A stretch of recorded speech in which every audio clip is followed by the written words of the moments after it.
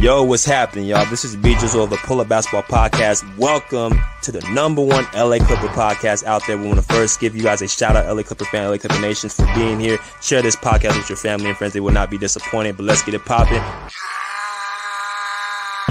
Pull up in motorcades. I got a show today. It's all I'm trying to do.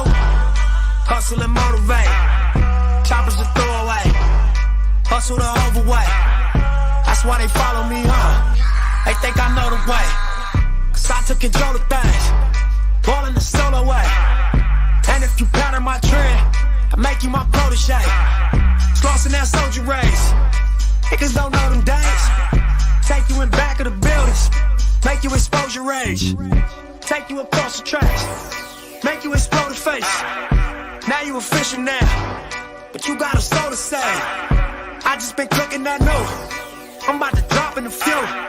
Think if I call it the great, the people gon' call it the truth. I ain't really trip on the credit.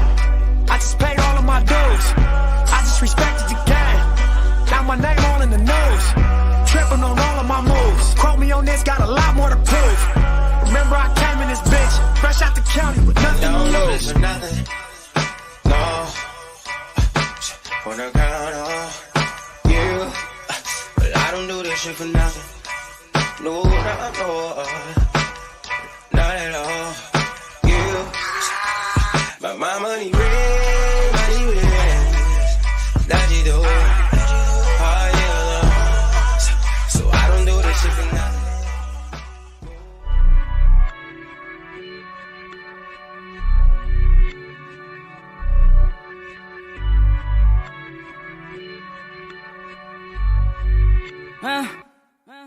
Rolling up some good, going up till we get faded. You know how we do it. Everybody take a flex on me. I got the keys to the city. I don't need no limousine. I turn up when I pull up and tell my booking agent book a show. Running around with the paper bag, running around with the paper bag. Going crazy spending all this cash. Going crazy spending all this cash. If I spend it, I'ma get it back. Even when I ride around dirty, a nigga don't need a seatbelt. A nigga don't need a seatbelt. Nah, it don't cost to keep it real. Run up, get done up. Shit can get real. Fuck around and get your ass rocked. Nigga, fuck around and take your shit. Got you asking God why. Drag your ass into an alley. Pull out aim for the target. Should've never been around the killers. In my town, we the fucking realest. No cheddar bobs round here. I get the spray and they gon' get down. Ski mask over my face. Catch a body in broad day. Catch a body in broad day. I got the key to the city. I got a hold of Shadiddy. Talk to that bitch in Swahili. Tattoo my name in graffiti. Whack out your hood in graffiti. Come through your hood on the weekly. None of y'all niggas can't see me. None of y'all niggas can't see me. Y'all ain't got nothing like this over there. Bunch of frontline millionaires. Bunch of self-made at the Trump pay. Guess the odds really took it there. Any problem, I'ma reappear. With a squad you already fear. All this time I've been playing fair. 7 digits every single year. Niggas die, niggas disappear. Alibis, I was really there. Life a crime till I get the chair. Columbine in my trigger hair. Still I rise and I took the stairs. Feel a fire, it's a different glare. All these fights, it was never fair. Busting knuckles, still I'm swinging fears. Taste the salt inside my dripping tears. You should know I never had a fear. You should know I never had a shot, never had a chance till I took it here. Man, it's proud, but I see it clear. Strategize, I'm an engineer. Pick a side, gotta keep it there. Switching up, nigga, looking weird. I got the key to the city. I got a hold of Shadiddy. Talk to that bitch in Swahili. Tattoo my name in graffiti. Whack out your hood in graffiti. Come through your hood on the weekly. None of y'all niggas can't see me. None of y'all niggas can't see me.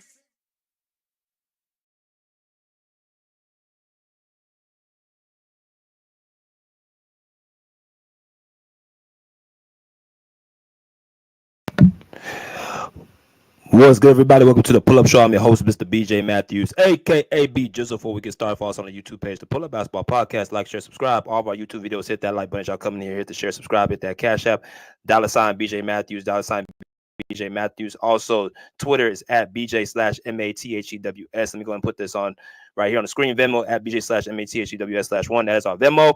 And that's not nice if you guys do not have Cash App or Venmo. Very, very simple. Go to our super sticker and super comments that are available.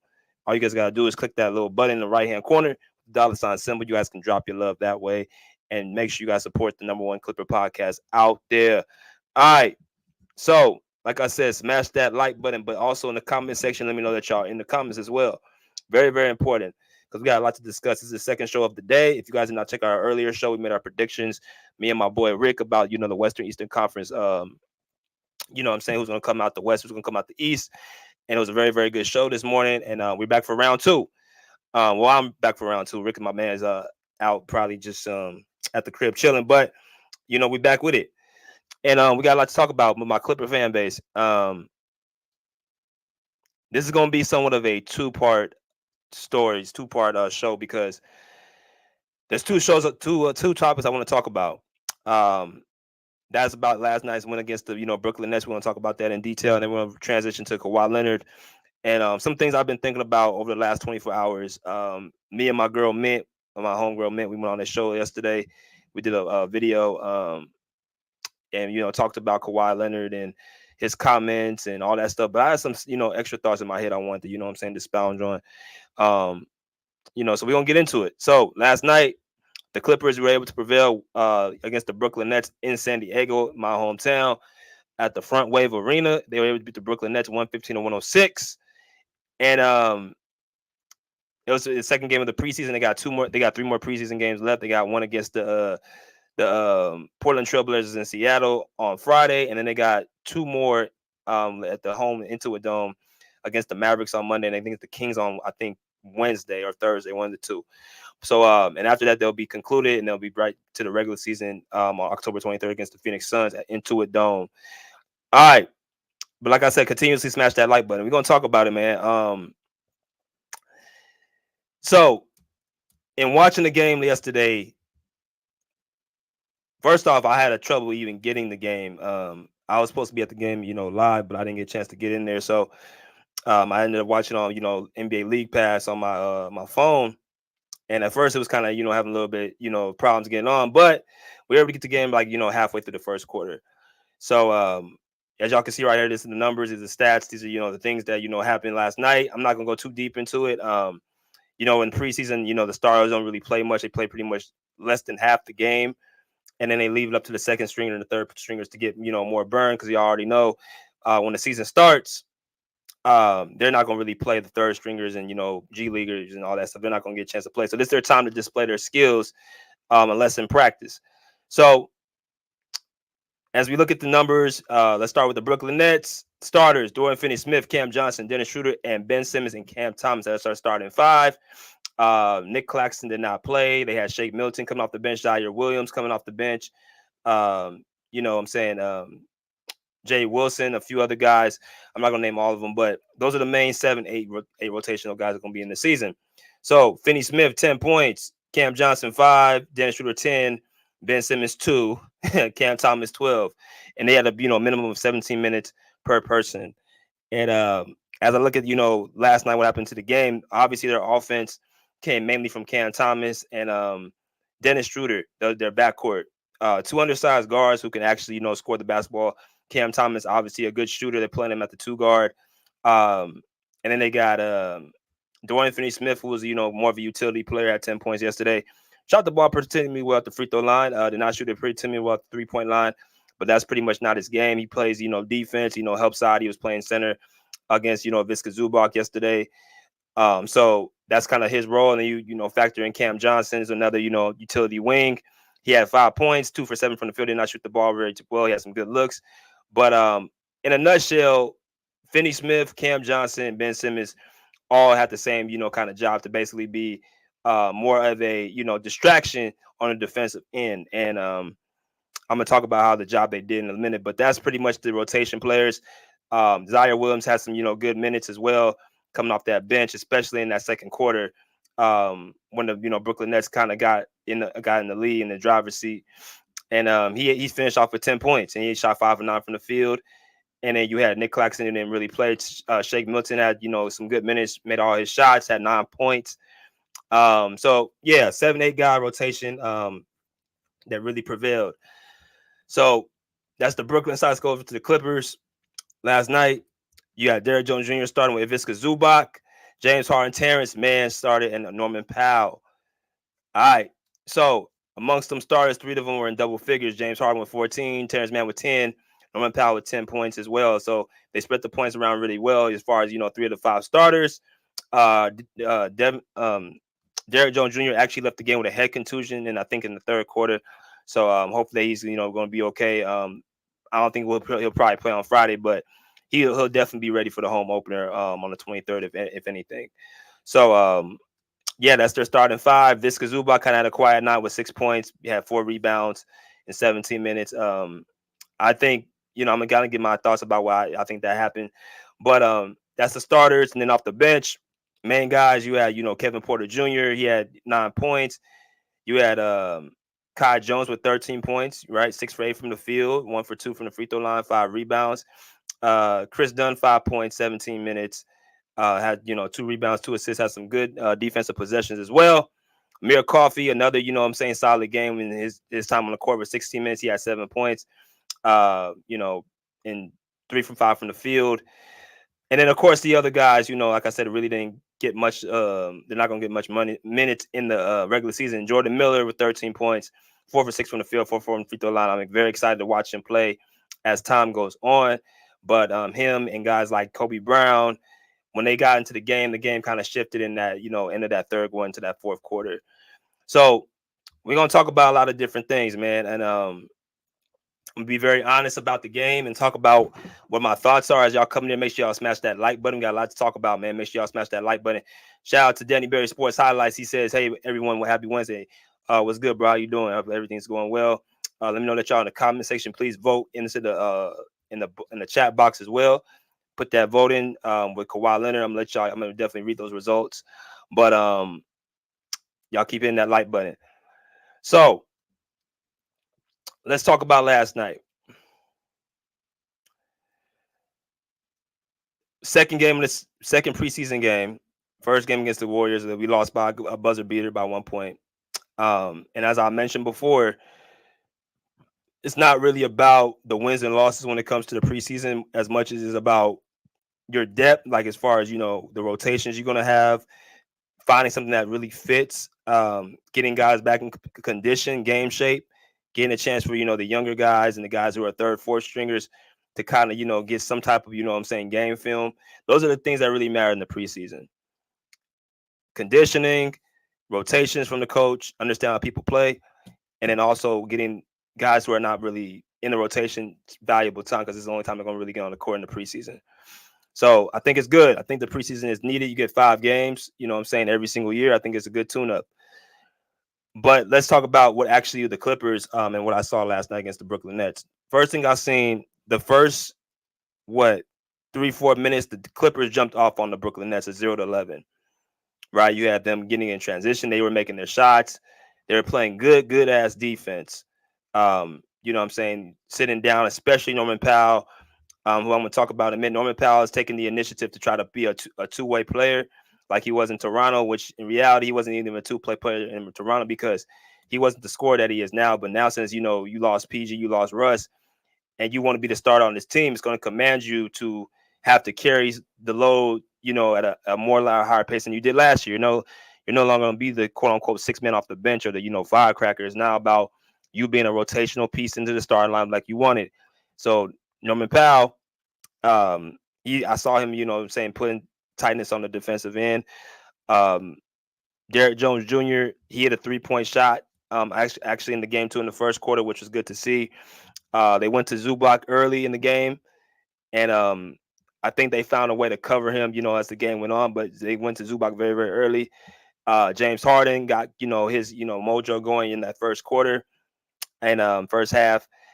So good minutes amongst the board. Terrence Mann attacking the basket as well. So as far as the rotation goes and what players were, in the starting rotation, outside of Norman Powell, this is the rotation I wanted to have in the season. Derrick Jones Jr., Zubac, Harden, Terrence Mann, Norman Powell. A good mixture of defense and offense on the court at the same time. That's what we need to have. A good mixture of defense and offense on the court at the same time. Now, of course, when Kawhi gets back, somebody's going to the bench, and we just don't know who that is, which brings me to my second point. Ty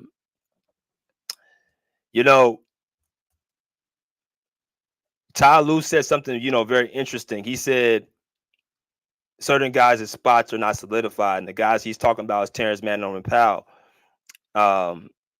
those spots will be, fought for in training camp. If I'm not mistaken, I don't think Derrick Jones Jr. is in that mix too. The only people that are solidified are Zubac, Harden, and Kawhi. Everybody else is, they're fighting for position, and I think that's kind of a little bit of an issue because that creates agendas on the court, on the floor. The fact that you brought in Norman Powell now, who is vocally said he wants to start, is going to step on Terrence Mann's toes to the point where T Man's looking at like, well, damn, what the hell? I thought I was a starting two guard. Well, now Norman Powell didn't put it out there. He wants to be a starter, and because Ty Lue loves Norman Powell, he loves offense. That's going to be an interesting situation with Terrence Mann. What happens to him? Does he go to the bench? If he's on the court starting, does his minutes get lowered? When Norman Powell actually gets more minutes coming off the bench. A lot of questions that got to be answered when Kawhi gets back, especially. And then when Kawhi gets back, one of them guys going off the bench, guess who the second person in line they got to compete with? That's Kevin Porter Jr. Kevin Porter Jr., from what I've been seeing, and I've been talking about this, pretty much since they made the move. Kevin Porter Jr. is coming in not to, ride the bench. If y'all watched yesterday in that second unit, Kevin Porter Jr., I would personally keep him as the, star guy in the second unit. Can score the basketball, who can handle the ball, who can run an offense as a guy. I would put him in that position. So when you move T-Man or Norman Powell to that second string when Kawhi gets back, that's another person I got to go up against is Kevin Porter Jr. And when you got so many guys who are good and who want to prove themselves, and you brought all these dudes in a trade or in free agency, you haven't really spread out, the caliber of players that they are to, really make sure guys who know they're going to get minutes on the court and what their roles is, it confuses things. Right? Chris Dunn off the bench as well. I've said this before. We have a lot of guards. Right? Chris Dunn's going to come in, demanding minutes. So I think, a lot of us have, I think they have a lot of agendas. As y'all come to smash that like button. Right? So I seen that yesterday. I saw the rotation that he's trying to use. I seen also I saw some, positive. I see one other thing too. I think we may have found our starting power forward. I think our starting power forward should be Kobe Brown. I think Kobe Brown should be our starting power forward. And here's why. Kobe Brown came from University of Missouri, 6'7", 250 pounds. He's 24 years old. Okay. He was a 30 pick in the first round by the Clippers, the year prior. He's a big body, strong, can get to the basket, can board, can play defense, can move his feet. Right? So a little bit of a recap. Last year, Kobe Brown was one of the guys who they tried to, put in a rotation. And, towards the middle of the year, they actually took him out because he had a, bad habit of fouling and not, able to, play disciplined defense. And his 3-point shot wasn't falling like, how it was in college, which is understandable coming into the league in your first year. But I saw the stroke, I seen the form and the release that he's a good shooter. So when you mix all those ingredients in with a guy who was 6'7", 250, I mean, that tells me that's your power forward right there. He's one of them type of players that will bang with guys like Zion, who will bang with guys like Domantas Sabonis, who will bang, with guys like Julius Randle, with guys like, you name it, Anthony. He will bang with those type of players. He's not going to, be back down. He's not going to be, and he's also going to help guys like Zubac, who can't really stay on the pick and roll, which is another problem yesterday that I seen with Zubac. I'm gonna get back to Kobe Brown, but Zubac could not stay in that pick and roll with Ben Simmons and Dennis Schroeder, or Ben Simmons and Cam Thomas, or whatever the case may be. When he has to deal with a versatile five, Zubac is gonna have some trouble. So as much as he is our starting center, which he definitely is, there's going to be times where he's going to need a lot of help and assistance. And Kobe Brown's one of the type of players who can help him guard the pick and roll, who actually knows how to switch, who can actually cover, who can actually help with Kawhi Leonard, because not only is he a good guy inside, he can actually move his feet on the perimeter as well. I mean, I just don't know why they don't give him more reps. I think this may be a good time to like let him, get more reps coming in. I like to see him play on Friday. I like to see him start, and I like to see him get somewhere between 20 25 minutes. I know it's Portland. I know they're not a good team, but I really believe this dude can have, an impact on this team because he's very unselfish. He wants to learn. He plays hard. He rebounds. He has a good stroke. He can spread the floor. He just needs more time on the floor. So, and he also hit when he came on the court last night in that second half. Him, Jordan Miller, Amir Coffey, who else? I want to say Kai Jones, who I'm gonna talk to y'all in a minute. And I've got the fifth guy. They all changed the game in that end of that third quarter. They would get up and down the floor. They're playing good defense, solid, and they're, sharing the basketball. So I think Kobe Brown can, fit in with that starting group. Salute, straight to the point. What's good, brother? How you doing? Hope everything's going well. What's good, Kaish? How you doing? All right. So yeah, I think that should be our starting, power forward. A couple more points I want to make, about what I seen last night. We got to also talk about our quote unquote backup center, and that dude is Kyle Jones. He had 22 minutes last night, and I think he have. Make sure I got this correct.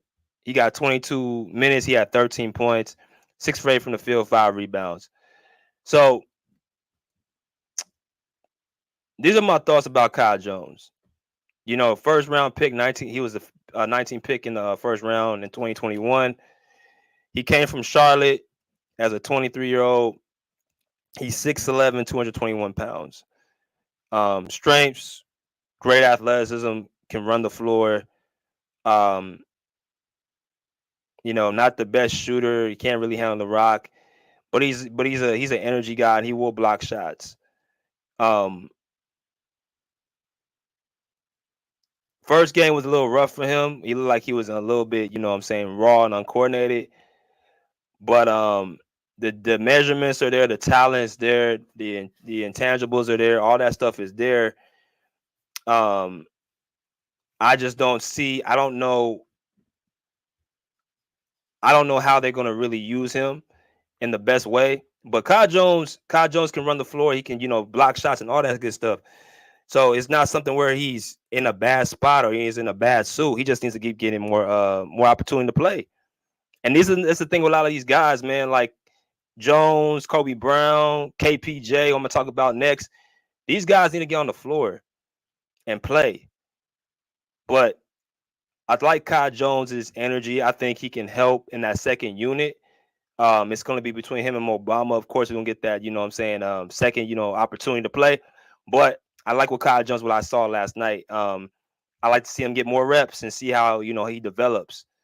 Because I still think I have to see more. I have to see him actually be put in that type of situation to really know if I can trust him or not. But, he had a very, very solid game yesterday. He had, some monster dunks, two-handed dunks.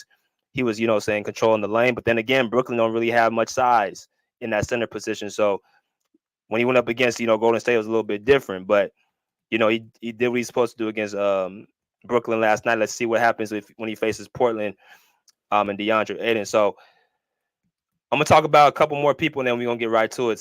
Next person I want to talk about is Kevin Porter Jr.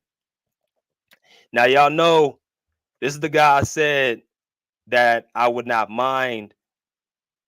I think he has the most potential because if y'all look at his numbers right there, he averaged 19 points per game, 5.3 rebounds, 5.7 assists, and 44% field goal shooting. But scratch the stats real quick. I'm not even going to talk much about the stats. KPJ is one of them type of players, like I told y'all before. Even just watching his first game against Golden State, he don't lose confidence. He's going to play his game. He's not going to allow somebody to, make him struggle. He's going to do what he wants to do on the basketball court. He don't care who's in front of him. He's a lefty. He's shifty. He can score in the midi. He can pass. And he has, Kawhi has kept some good defense. He said him and Bama played at UT. Yep. University of Texas. Yes, sir. Yes, sir. KPJ from Seattle. Yeah, him and Bama both played at UT. Yeah, shout out to UT. But and also, y'all go follow my man Straight to the Point. Go follow my man Straight to the Point Sports and Entertainment. Great content. Very, very hilarious. Very funny, brother. Y'all go follow my guy Straight to the Point Sports and Entertainment. Go follow him right now. Subscribe. Kevin Porter Jr., like I said, man, he's lethal. He don't really back down from anybody.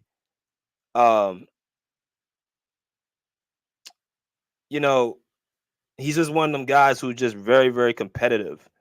He came from he played overseas last year, I think 5 games, which is not a lot, but because of the offseason thing he had, last summer, kind of put him in that bill. But when you watch him play, man, he has the skill set, he has the size. Like I said, he's 6'4", he's shifty, he's 203 pounds, he's not a small guy. I think he's one of them type of players you got to actually let him, be on the court and give him the opportunity to play. I would personally put him in that second unit and let him run the show. But the problem is, now that you brought in all these other guys to come in, we have a flummox of guards. I would not play him with Norman Powell. You almost got to split Norman Powell and KPJ up because they both really relish off of, point production and getting a lot of shots up. So they need their own teams they don't step on each other's toes. So you almost have to make a decision.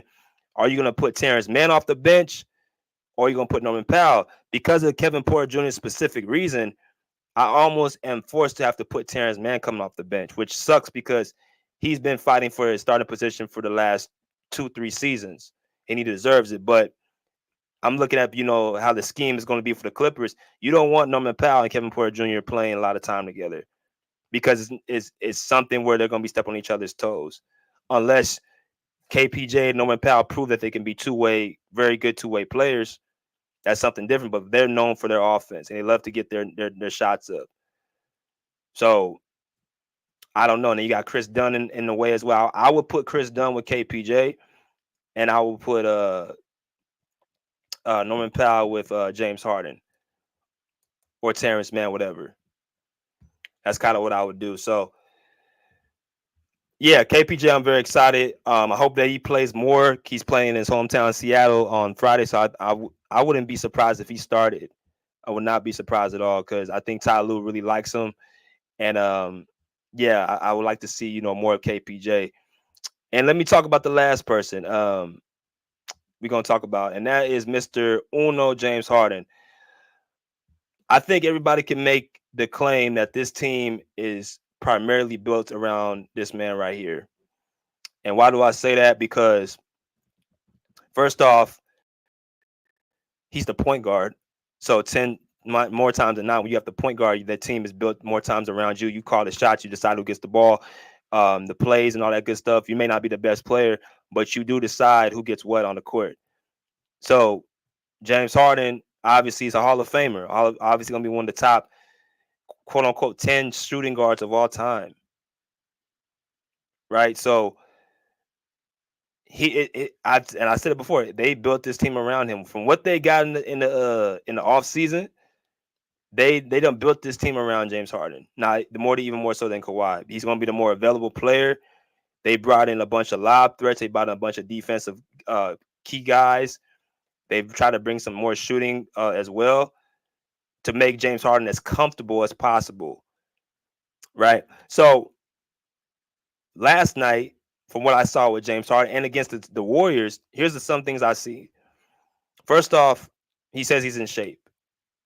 I can admit to that. I think he is in shape, probably as good a shape as he's been over the last 2-3 seasons. Right. Remember, Harden dealt with, that hamstring injury, back in Brooklyn and in Philadelphia his first year. And a lot of people don't really bring that up, that he was dealing with that hamstring injury for quite some time. When you have a hamstring injury, it's hard for you to condition because why? You have to use your hamstring to run, sprint, swim, get it. You if your hamstring is shot, you can't really do condition. It's kind of tough. So that time when he was healing his hamstring, he was actually not getting in basketball shape. Right. So he really started getting back into his old self his second year in Philadelphia, where he led the league in assists. And, now with the Clippers his last year, that run that we had that first part of the season when he was looking magical. That's when James Harden started, coming back into his own. As y'all come here, smash that like button. That like button as y'all come in here. He said, yeah, I agree. Harden's Hall of Fame. Yeah, he's a Hall of Famer for sure. He's top 15 in points, and I think he's top 15 in assists all time. Yeah, he's definitely a Hall of Famer. You can make a case. You can make a case offensively, he's the best offensive player of this past decade. And when I say offense, I'm talking about points and assists combined. I'm not talking about scoring. Even though you can even put scoring in there, he had 3 scoring titles. I think the only person in front of him this past decade was KD with 4.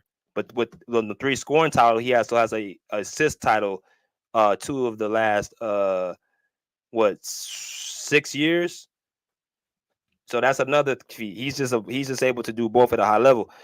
But the idea of having the offense built around James Harden, I'm not completely crazy about, because when it's going good, it's going good. When it's going bad, it's going very bad. Like last night, the game was going very well at the beginning of the game. The Clippers jumped out on them early, 18-35 in that first quarter, and then they turn around and lose the lead in a 39-20, explosion by Brooklyn, who was a play-in team, was not even a playoff team. They were a terrible team last year. So they were able to turn that around, and basically off their defense, they were guarding James Harden. I'm talking about Zaire Williams. I'm talking about Dennis Schroeder. They were guarding him up full court. And James Harden not being a transition player like he was in Houston anymore, not really fast with the ball, more of a half court player, pick and roll player, step back, let me shoot the 3 type of player. They were trying to tire his ass out. Got him bring up the ball every single time.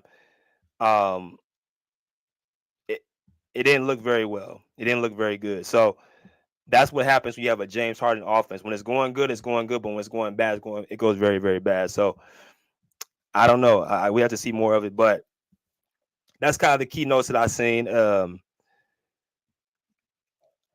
thought I'm still not. I'm not impressed with the win because I feel like, again, I looked at the first half. The first 2 strings of both teams, the Brooklyn Nets had the lead in the first half. And not only did they have the lead, they came back from being down by 17, close to 20 points. So that's something that you should really not look at as, encouraging. Right? So we got to watch and see. But as far as that goes, that's pretty much my thoughts. They play Portland on Friday, so I'll give another live after that. We'll be doing more lives as the season progresses at the arena as well for the regular season. We're gonna be doing like actual lives as well. But I want to talk about this other thing. I'm gonna let people in after this. Kawhi, and the question. Let me bring up the poll.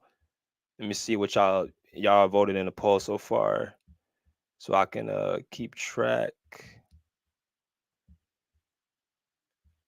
All right, so let me see. So right now, it says, how much confidence does Kawhi have in the Clippers? 17 votes, 29%, 29% in a lot, 24% a little, 29% none, undecided 18%. So it's pretty spread out as far as the votes. If y'all have not voted, make sure y'all go ahead and vote. But it's pretty spread out with the votes. So let me just kind of bring something up real quick. I did a video on this a few days ago with Kawhi, and what he thought about. He said about his teammates and how he's just mostly focused on a championship and all this stuff. So my question is, and this is to Clipper Nation as well. Y'all can actually comment in the video as well. And does Kawhi Leonard, has he lost, faith? How much has he lost trust and confidence in the Clippers? And when I say the Clippers, I'm not just talking about the players. I'm talking about the ownership. I'm talking about the manager. I'm talking about the coach. I'm talking about the organization as a whole. Has he lost trust and confidence? Because from the last interview that we seen, which still people are talking about, he spoke. He kind of highlighted everybody. He just didn't leave it to one particular group. He talked about everybody. So it came off to me that he was, at a point where he wasn't holding nothing back, which is exactly what I want Kawhi to do, not to hold nothing back. I want him to tell his true feelings and expressions.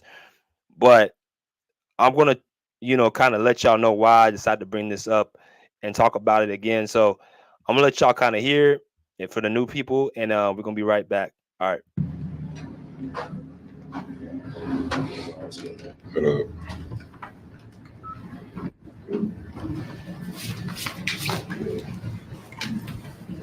How's this week been, both in terms of you getting your body ready and as well as what you see from the team on the floor?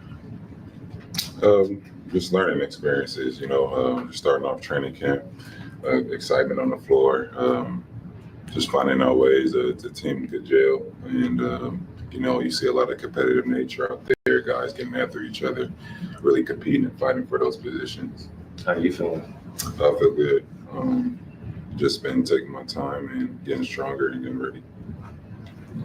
Go ahead. You mentioned on media day that you've been ramping up the games every year from 0 to 52, and I think it was 66. What's the has there been any conversations about the plan this year with how they plan to handle the games and back-to-backs and things like that? Not right now. It's just been taking it slow day by day and just trying to get me back on the floor. So, once those conversations come, we'll see what they're, talking about. Are there, when you're saying you're getting stronger and getting ready, is there anything specific you're looking for when you're out there and you're working out, like any type of thing where like, oh, that feels better today, I'm happy with that?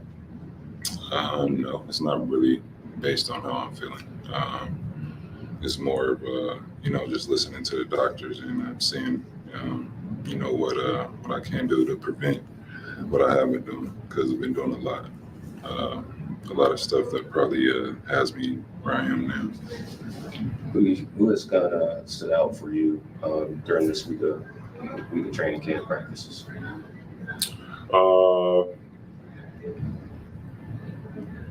So it's about 2 minutes in, so I want to kind of, stop it there. But as y'all come here and smash that like button, we got to have more people in here. We had over 20, 25 people in as for right now. But we got discussed about kind of the comments about, not just the team, but also the organization and all that stuff. So they asked him about the plan. First off, this is the first thing I want to talk about. The Clippers, Law Murray asked, Kawhi about the plan of the Clippers, been doing things with him and his body. And he came out and basically said that, hey, they don't really have a plan yet, but, that's what we're trying to work on right now. And he also said this is probably why I am the way I am right now, where I'm at. So I kind of looked at this kind of like, what does that exactly mean? Are you saying based off what you've been doing and what you've been being told over the last few years while you've been, hurt? You know what I'm saying? That's why I wanted to get more clarity on. But as the interview went more and more, I started seeing more about, what Kawhi was trying to say, to the audience. He was not just talking about, ownership and the management, the medical staff. He was talking about everything in its entirety. And this is where I said to myself, okay, well, he's kind of getting a little bit fed up. And I want to know, what he's trying to, expound on. So I'm gonna let the video continue, but I wanted to stop it right there. I mean, just the new guys, just watching them, the new additions we have from, Chris Dunn to Derrick Jones Jr., to some of the young guys that we brought in and, with Kai Jones last year, and just seeing, how they could develop. So just watching them from day one to day two to day three, just seeing that progression. But nobody stood out to me so far. Kawhi, do you want to play in a preseason game before trying to play in the season opener? Does that matter, or do you think you could just go into the season opener without any preseason action?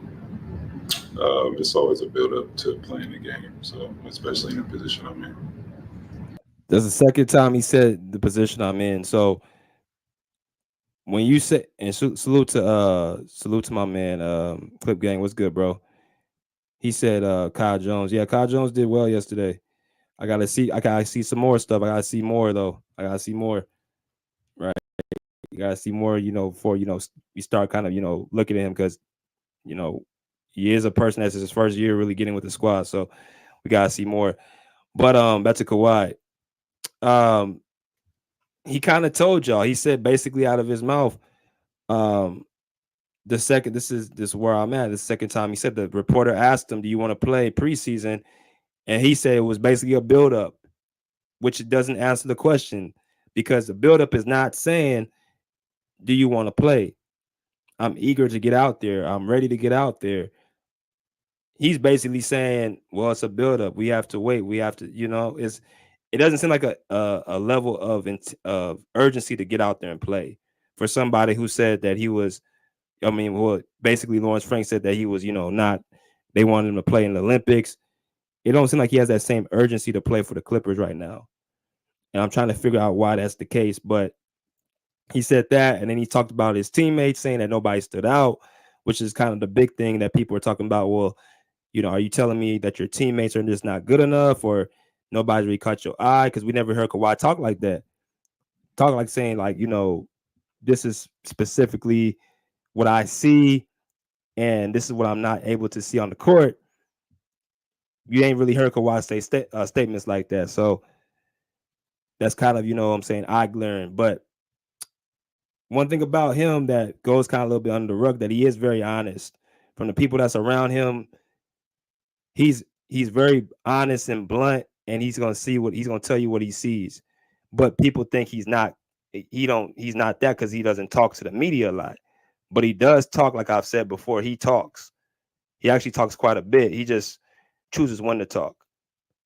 Right? So I'm going to let y'all continue. Got about another minute and a half to go.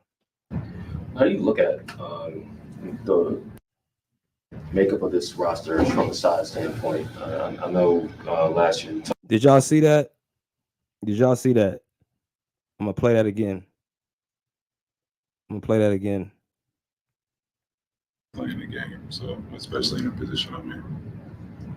How do you look at the makeup of this roster from a size standpoint? I know. Did you see that? Did y'all see this? Did y'all see the sigh? Did y'all see the sigh that he just did? He just basically, before the guy got the question out of his mouth, he looked up in the air, took a deep breath, and just gazed. Yo, I took psychology, was my major in college, or as a minor. I read body language very well.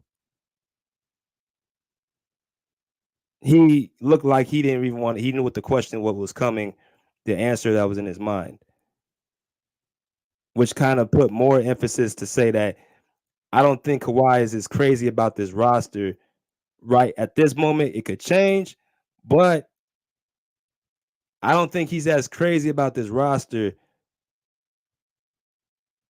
that he's not, that he would take a deep breath like that, just gaze up in the air. His tone completely changed. His facial expression completely changed. He looked like he was a little bit, irritated at that point. I'm just being honest. Salute to my man Bubba. He says, for the grind, salute BJ Rick, Miss Tay Hope, and the rest of Pull Up PSA. All right, appreciate you, my man. Go follow my man Andre76 DFJ Hoops. Great content. Sixer, supporter. Go and follow him. Great content over there. Deuce Times, BJ, my man. I'm excited about Kyle Jones with Harden. Yeah, Kyle Jones had a great game last night. I'm ready to see about I want to see more of Kyle Jones play on the court. Salute my man Jim Brown. What's good? How you doing, brother? But yeah, that didn't seem very convincing to me. I'm gonna let it continuously play. Last year we talked about who you're sharing the floor with commonly, who you're guarding most often. The team, at least at the 4 spot, they have, Nico's back, but guys like Derek Jones Jr., who's not as big as more like Paul, for instance. So, when you do get back on the floor, do you anticipate guarding bigger guys? Do you anticipate being more of a power forward? How do you see that right now? Who was a power forward last year? You were. So, it's going to be the same thing, pretty much, I feel like.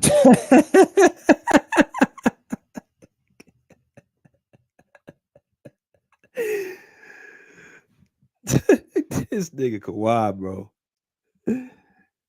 Dead. And that's Law he talking to. He talking to Law. Shout out to my dog, Law. He said, who was the power forward last year? And he said it's going to pretty much be the same thing.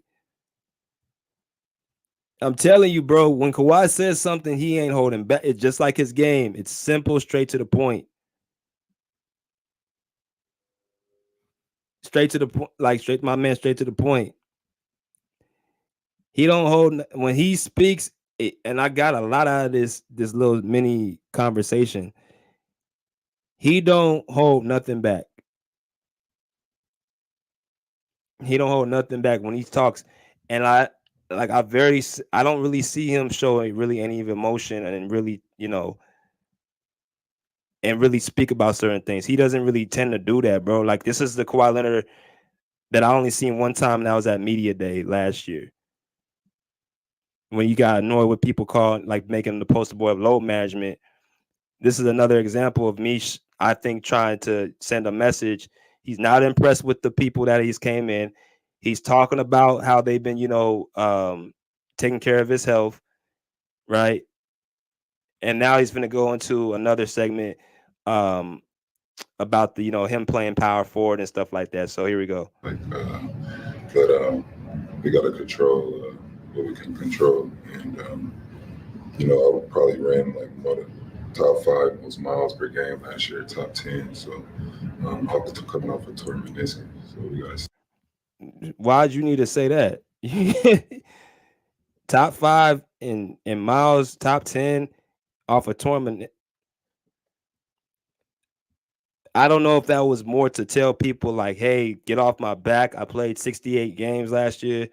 Y'all trying to criticize me doing this, that, and the other. Let me tell y'all what's going on. I came off a torn meniscus last year, the year before a torn ACL, and I'm playing both ways of the basketball at a high level, and I played 68 games last year. I don't know if he was telling the people criticizing him to shut up, or he was getting at the medical staff for basically overusing him. I don't know what he's trying to get at with that, but he's not holding nothing back about his feelings and what he feel like he's going through. So I'm gonna let y'all hear the last part and we'll be done. Let's see, if that is beneficial for me or not. Do you feel like anything related to your knee is related to who you're guarding, bigger bodies, having a rebound, or anything like that? No, I just got to dedicate to myself. Look at anybody or what I'm doing on the floor is putting me in position. I got to see what I'm doing to help me stay in those positions. But as I get older, guys aren't doing what I'm doing pretty much. You don't see it around the league, even when I was young. So it could get me in this position I am today. Who knows? He said that the third time. This is the position I am in. He said that 3 damn times. It's like the Iverson practice. We talking about practice. He keeps saying the same thing over and over to get this a point. I don't know what point, or he's directing the point at, but that's the third time I counted in the same interview, less than 5 minutes, that he's saying this is where I'm at today. And then he added on some spice by saying no one around the league is not doing what I'm doing. Basically playing both ways of the ball at the high level. right? I say that all the time. That's the hardest thing to do, is be a two-way player, elite two-way player, because you have to impact the offensive side and the defensive side. This is what I'm thinking right now. I'm gonna let y'all in. We got over 20 people. Let's get these.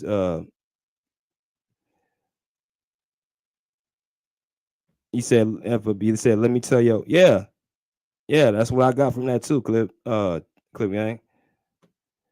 But shout out to Mingle. What's good, Mingle? This is what I think, honestly. I think Kawhi's sitting back and waiting to see how this team plays. I don't think he's going to play the preseason game, any preseason. Maybe no, he don't. We seen that in the playoffs last year. He's not an elite two-way player. He's a good two-way player, but he's not elite. Not yet. Ant-Man's not elite two-way yet. He's good, but he's not elite. It's a difference. I mean, watching his facial expression last night at the game, he just sitting on the bench just evaluating. He just giving that cold, death stare, puzzled look on his face, where he's not going to be the one to try to save the day. He's going to see if these guys can sink or swim, which guys are the guys who is going to be able to battle with him when it's time to battle. And if it's not going to be that, he's not going to put himself through that, that grind. He's not going to kill himself for a team that he don't feel has much confidence in. And it's not even the players. I'm talking about the organization. I'm talking about the medical staff. I'm talking about the coach. I'm talking about the management, about getting the right players around him. Because again, you know what I'm saying? Like, if he don't feel like the right players are around him, that falls on the management team. If he's not being used the right way on the court, having to, him do a bunch of different jobs, that's on Coach Ty Lue. If the players are just not there, skill wise, and they're not good enough, that's him talking to the players. Him saying that nobody stood out, it could be a way to motivate them. Right? So I just, like I said, in a nutshell, I think he's really just sitting back waiting. Do I think he's hurt? No, I don't think he's hurt. Right? I think he's simply just sitting back and resting his knee. He's not a rush for him to, come back on the court. I don't see that urgency he had, previous years when he wants to get back out there and play, as he is right now, where he's just kind of like, we'll see. We'll, take it day by day, and we'll kind of wait and see what, like, I kind of see like more of a laid back, approach this year. Right? Maybe I have to do something with his injury. Who knows? But I think part of it is based off he don't know about how good this team is. And then watching them last night against Brooklyn, the first half, we were up 18-35, and then Brooklyn storms and they beat us in that second quarter 39-20, and they took the lead in that second half. And I saw some glaring things. The James Harden offense, when they have to deal with quick guards to speed them up, that can be trouble, because now you're zoning in on James Harden and making a lot of other players beat you. Right? We talked about Derrick Jones Jr.'s 3-point shooting could be an issue. Chris Dunn's shooting can be an issue to spread the floor. If you're going to put him on the floor with James Harden, you got to be able to spread the floor. If you can't spread the floor and you can't catch an alley-oop, Derrick Jones, you're pretty much going to be right where you were in the finals on the bench. And that's as real as it can get. Harden's his targets are Ivica Zubac and 3-point shooters. Those are his targets. Right? Zubac, he's our starting center, no doubt. But I'm interested to see how he deals with other elite centers this year. The Domantas Sabonises, the Joel Embiids, the Nikola Jokic's, Giannis Antetokounmpo's, even though he's a power forward. I'm interested to see how he does against those players this year. So I think Kawhi's looking at a lot of different stuff. I think he's looking at Ty Lue, coaching as well. Shout out to my man College for saying it. He said Ty Lue got to step up his coaching this season. Yeah, he got that 5-year contract, $70 million. He got to hold himself up to it, right? So I'm gonna let y'all be the judge. I'm gonna let y'all in. Let y'all come in and speak. Let me know that y'all in the comment section.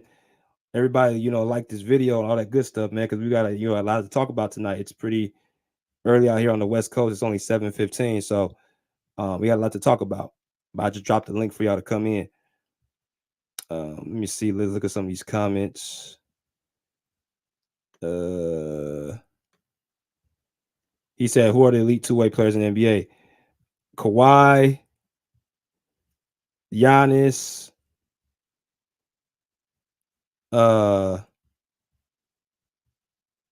Jimmy Butler, Paul George,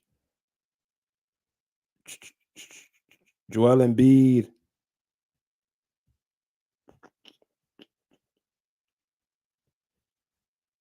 You could throw Jason Tatum in there as well. I would put Jason Tatum there. Anthony Davis, yep, Anthony Davis. Guys who can give me 25 plus, 25 plus, while stopping the other. Yeah, he got 3 all NBA defensive teams.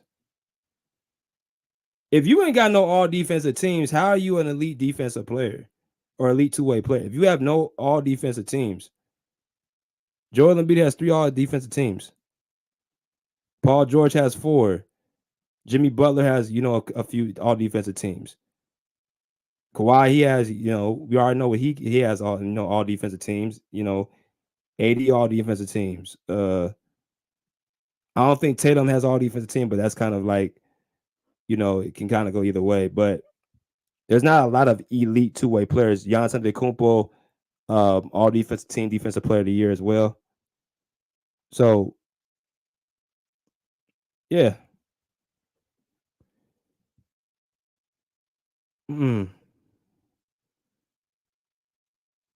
Yeah, don't forget about Giannis. Yeah, Giannis is a two-way all defense. He's a elite two-way player as well. Jaylen Brown, is he a 2? Yeah. I guess you yeah, you could put him there. Oh, what's good, JM?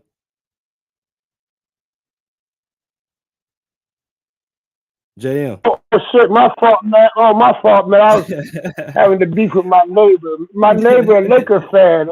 Man. My neighbor, Laker. We've been growing up, so I hope I didn't catch that. But I'm a Raider fan, as you can see. And my team sucked, but hey, we look good losing. I tell you that. We got the best colors in the league to be a loser. But I always like the Raiders. Any black and silver, boy, that shit stand out. But I'm going to stop cursing and calm down.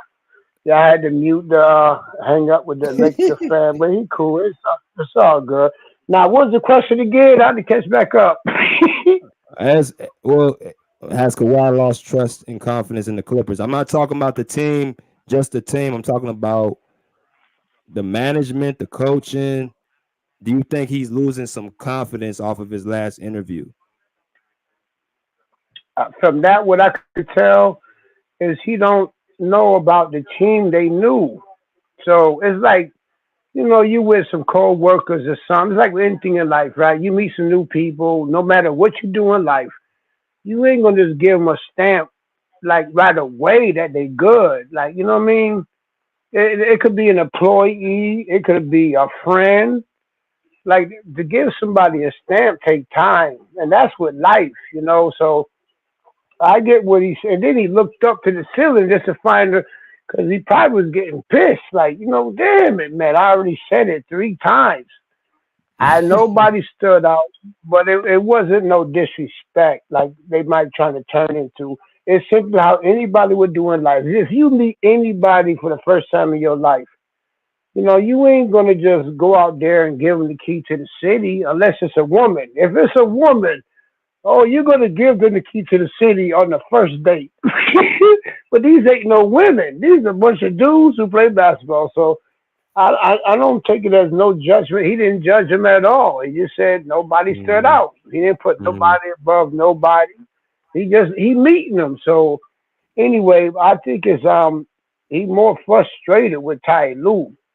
Because I had said earlier, like with me, like you said too, I really think he's more, like I said, he's more frustrated with Ty Lue.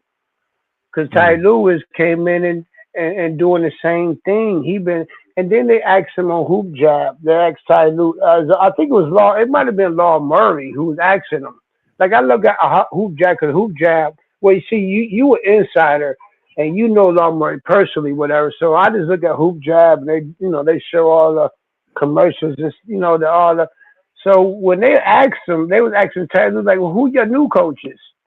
Richard asked him like, who's your new assistants? Who's that? We know about Van Gundy, but who else is with you? No, we got 3 new coaches. He wouldn't say none of them.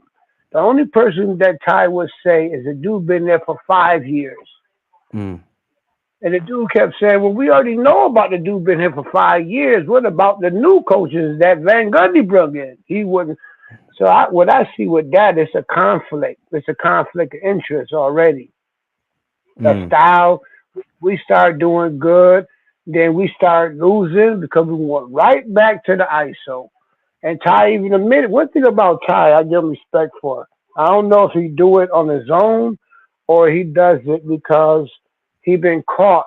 But one thing I give him respect for doing, at the end of the games, he will always say, it's my fault.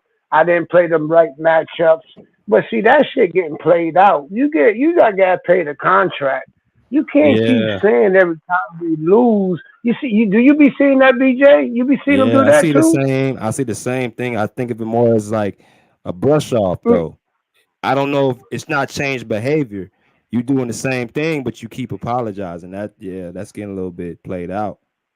Yeah, he only does it. I'm figuring out that he only does it because the media calls him out.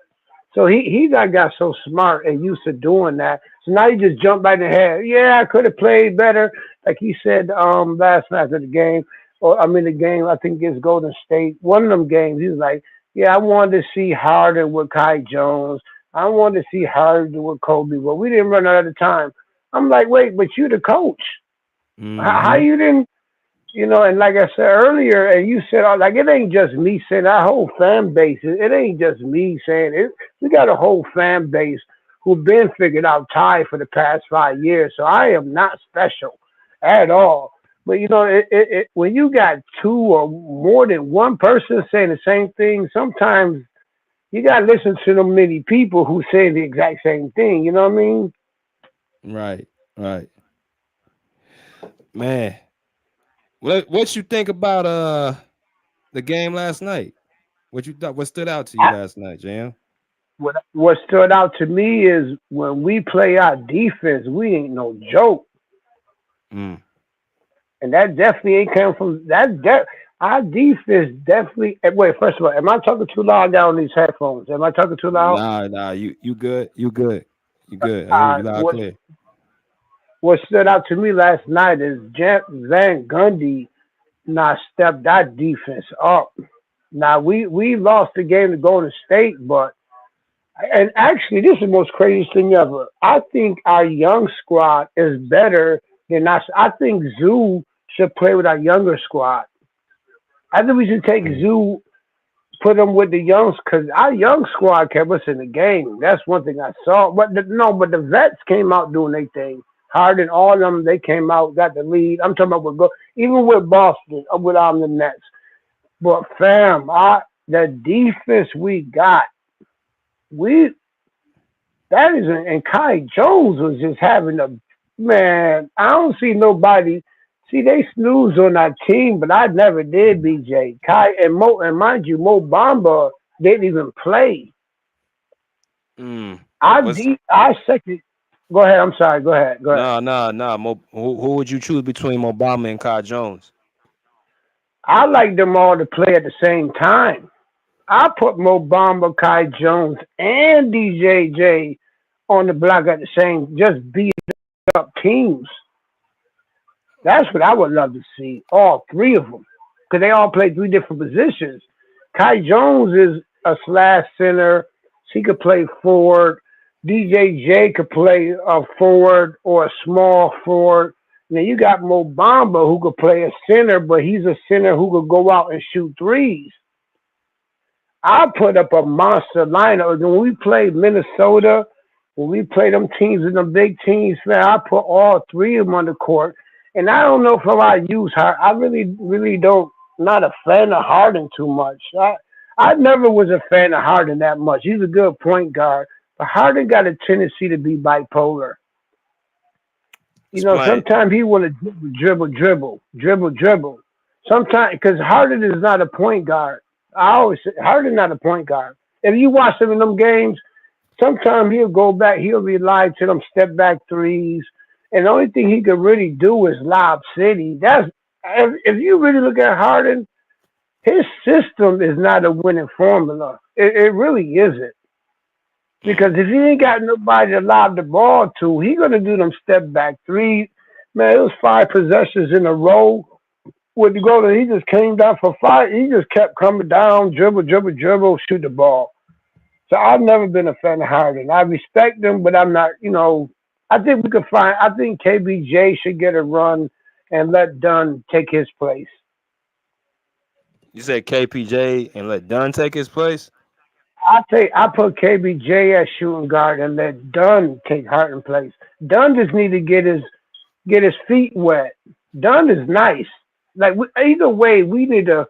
I still don't think we got a point guard. Harden is not a point guard. He's a shooting guard who can play. I'm answering your questions too fast. My fault. Let me slow down and let you ask the questions.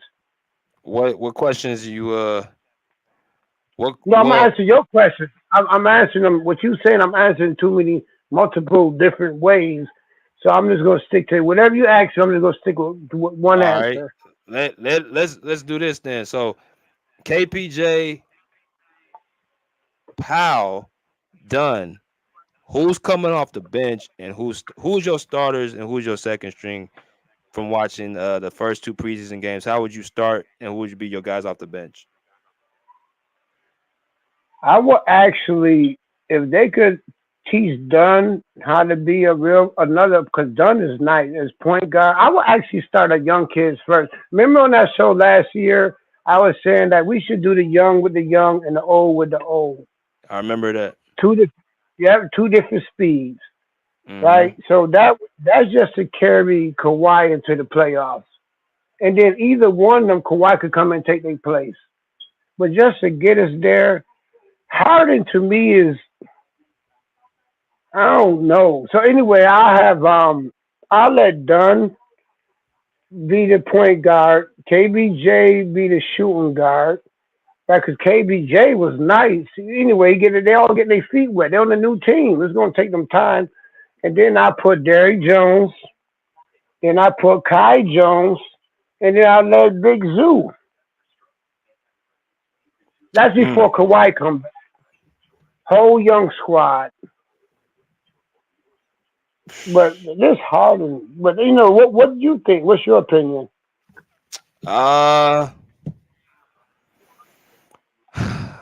All right, so I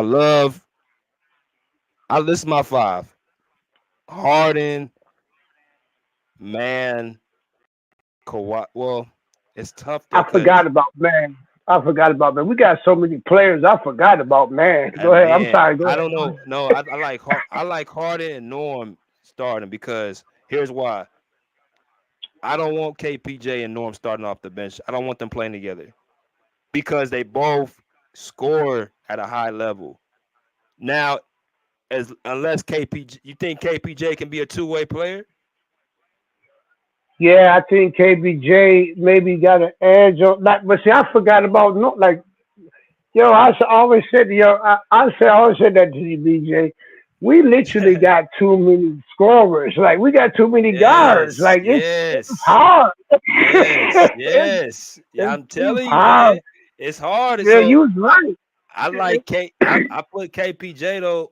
I would let him run the second unit.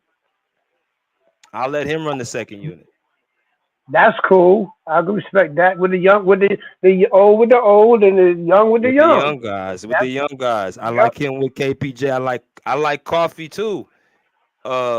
In that second unit, KPJ and Coffee, and uh, if Kai gets developed, I think he can be there. And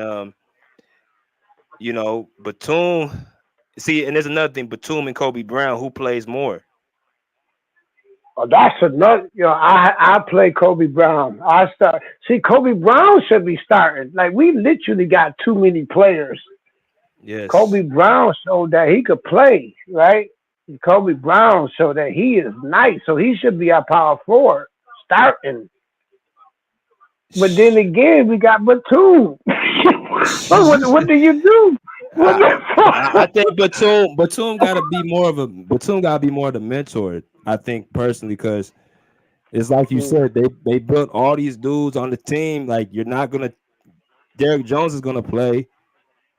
Yo, I Um, forgot about Derrick Jones, right? he's gonna And he's Derrick Jones. he's gonna play, so he's gonna start, and you ain't finna bench him.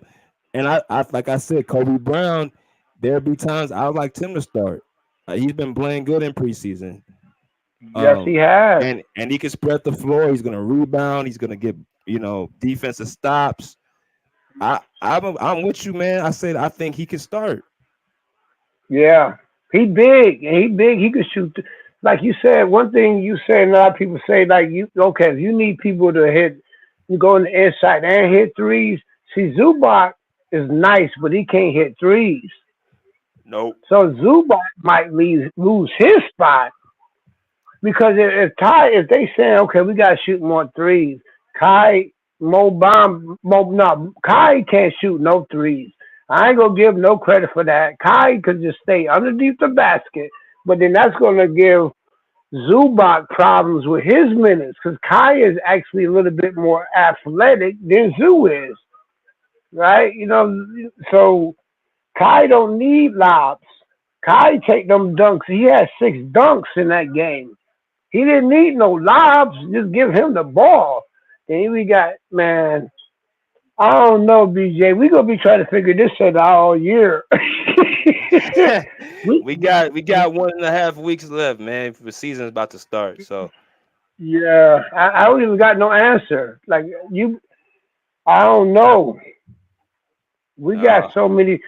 Ty gonna have to earn this money. That's all I got. That's all I kept saying. He gonna have to figure something out because he got all the weapons he needs. A regular coach like Van Gundy, oh, they'll put this shit together. facts. Anybody want to come up here? Let me know. I'm gonna drop this link. Let me ask you this question though. What's so JM? Where you live out here in Cali, or you live somewhere else? I don't mean to put you out on the spot. It's all right. I go everywhere. I just be anywhere. That's how I'm Okay. answering it. Okay. I'll just go. Yeah. People Well. be listening. You know what I'm saying? Man, I'm gonna see you at the game at the Intuit Dome, and then we'll figure that out when I see you. Yeah. Yeah. Let me know. I And don't. that's a Yeah. shout out to everybody. If y'all ever at the Intuit Dome or y'all want to come, just let me know, and we'll link up, man. That's if y'all support me. Like I don't bunch of weirdos. Like y'all, I'm not talking to y'all, but my Right. true There's no true stalkers. supporters, Yeah. y'all always welcome, bro. Yeah. I can't really say wherever I'm at. I got crazy baby mama. You know. What I'm saying? But either way. But I'm surprised a lot of people didn't cook because usually, but you know what it is, man. See, people starting this. If we were so terrible, you have a whole bunch of people on your stream. The people are seeing that we're not as terrible as people think. So they ain't gonna have no way to argue against me or you, or they be up here, or Mm, maybe you do some more advertisements, let you know when they be coming up here. But I've been peeped that out. The way we could see that like, yo, this is coming. And mind you, we doing this without Kawhi. We're doing it right. without him. No, the Golden State game, we lost because the dude had a miracle shot. But to have, and this is the last thing, this is another thing. Like what I'm about to say about make somebody come in here. Fam, we played Golden State, and everybody, what's the knock on us? Everybody say that we need another scorer. That's what everybody kept saying. I kept saying that, nah, we don't need another scorer. We got all the scores we need. We need to focus on. And Thomas said that too. Thomas is always, I give Thomas props. He always said, yo, we just need defense. We got the scores. We do. We suck with Golden State. And we only got, what? Kawhi was on the bench. They only had, two scorers, Harden and Powell. They mainly our best scorers. It's them. But we stuck with Golden State. We played New Jersey. Once again, we really limited with scorers. We really are. That is the truth. We don't have a lot of scorers, but we got a team. And our team, and Nets wasn't really nobody, so I ain't saying like preseason don't count. But what I see is that we not built one heck of a team that we not going to need Kawhi into the playoffs. I don't know about that, JM. You're going to have to explain that one to me. So you saying Kawhi don't need to play until the playoffs? Yeah, he don't need to play to the playoffs. To me, he don't. You know what I'm saying? Like he said, because that's, like he said himself, right? The only way he can win, at least he got knowledge of self. Don't people say that all the time? Knowledge of self. Mm-hmm. Yeah, everybody say that. Knowledge of self. You got not. Okay, well, he knows that he could get injured at any time. So he knows that, okay, put a team around him just to get us to the, it don't matter what seed we in. People think about the fourth. I think we're going to be top four, but it really don't matter. As long as Kawhi healthy, we could beat anybody. He proved that. There's no doubt what Kawhi could do. The problem and the issue is, can he make it there? Mm-hmm. Man. And that's not even making him Superman. But if he could win with a Toronto Raptor team on one leg, if this team get halfway decent, as long as he makes it there, we're gonna win a ring. There's no answer to him. There's no answer in the league to him. That's how, like, yo, that's why he's doing the low. But I actually, we talked about this, like, yo, he about to low manage. He about to let him build a team, and our team, to me, is good enough to get us to the playoffs. I truly believe that. And then let him come out the woodwork like the Candy Man. We did a show this morning about that, man. We did a show about all the teams in the West. This is what we're dealing with right now in our conference. So it's a lot of competition. I don't know, JM. It's a lot of competition out west. Where? Who? Denver going through struggles right now. Suns just lost their player. Sacramento Kings is going to be a running team. I could run them down the list. Rockets ain't going to do nothing. Pelicans ain't going to beat us. The freaking Memphis Grizzlies ain't going to. We not added our young people. Well, anyway, we always had, we always conversate and build and whatever. But to me, we ain't got worried about the Lakers. We definitely got worried. Man, we could have beat the Warriors. Warriors only won with one lucky shot. The Warriors didn't beat us. Ain't no discredit to him. He hit a miracle shot at the end of the game, and they won. But and the Nets, we totally annihilated them.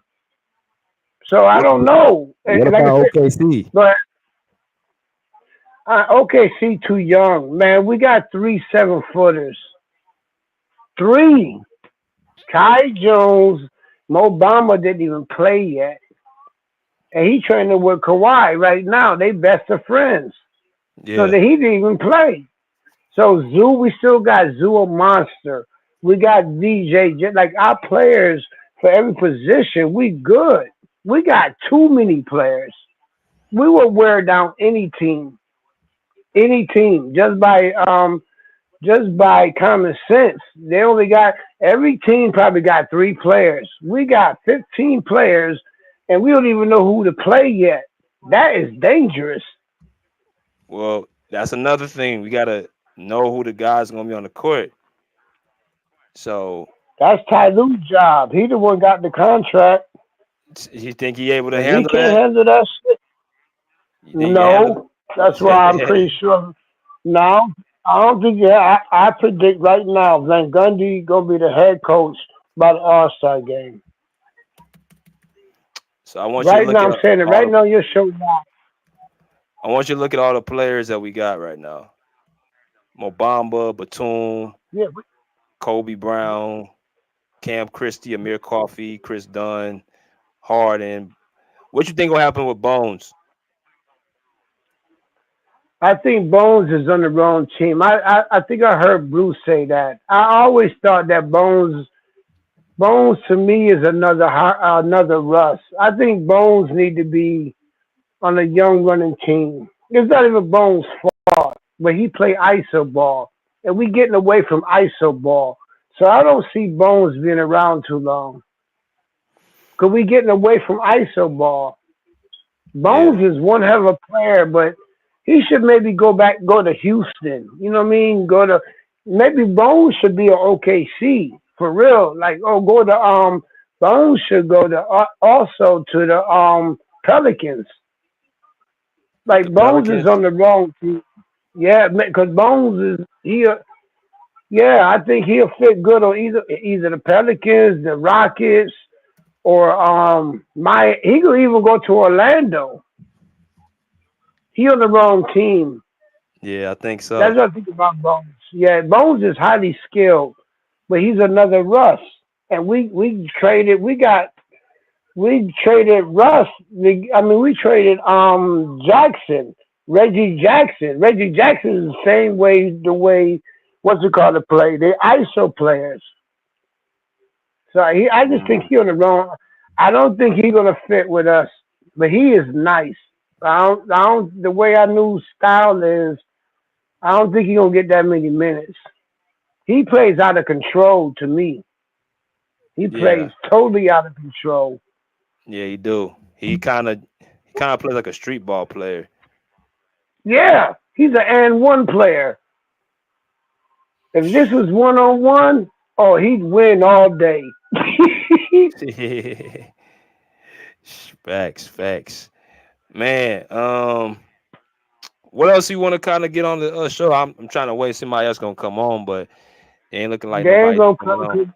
No, we look too good. I bet you they in the comments though. I don't even look at the comments. I just be on here talking. They ain't gonna come in because they probably gonna see the dangerous team that we got. So they just want to come on to hate, but they ain't can't come on to hate. They Yeah, see what we got. come on and hate then. Shoot, we got Yeah, time. man. I got time. I got Yeah, time. I ain't going nowhere. I'm gonna help. Yo, I dare any one of you Clipper haters to come on the screen. Come on the screen. I'll match you word for word. Cause you got people in the chat, right? There's people in the chat, ain't it? Yeah. Well, I don't even check the chat.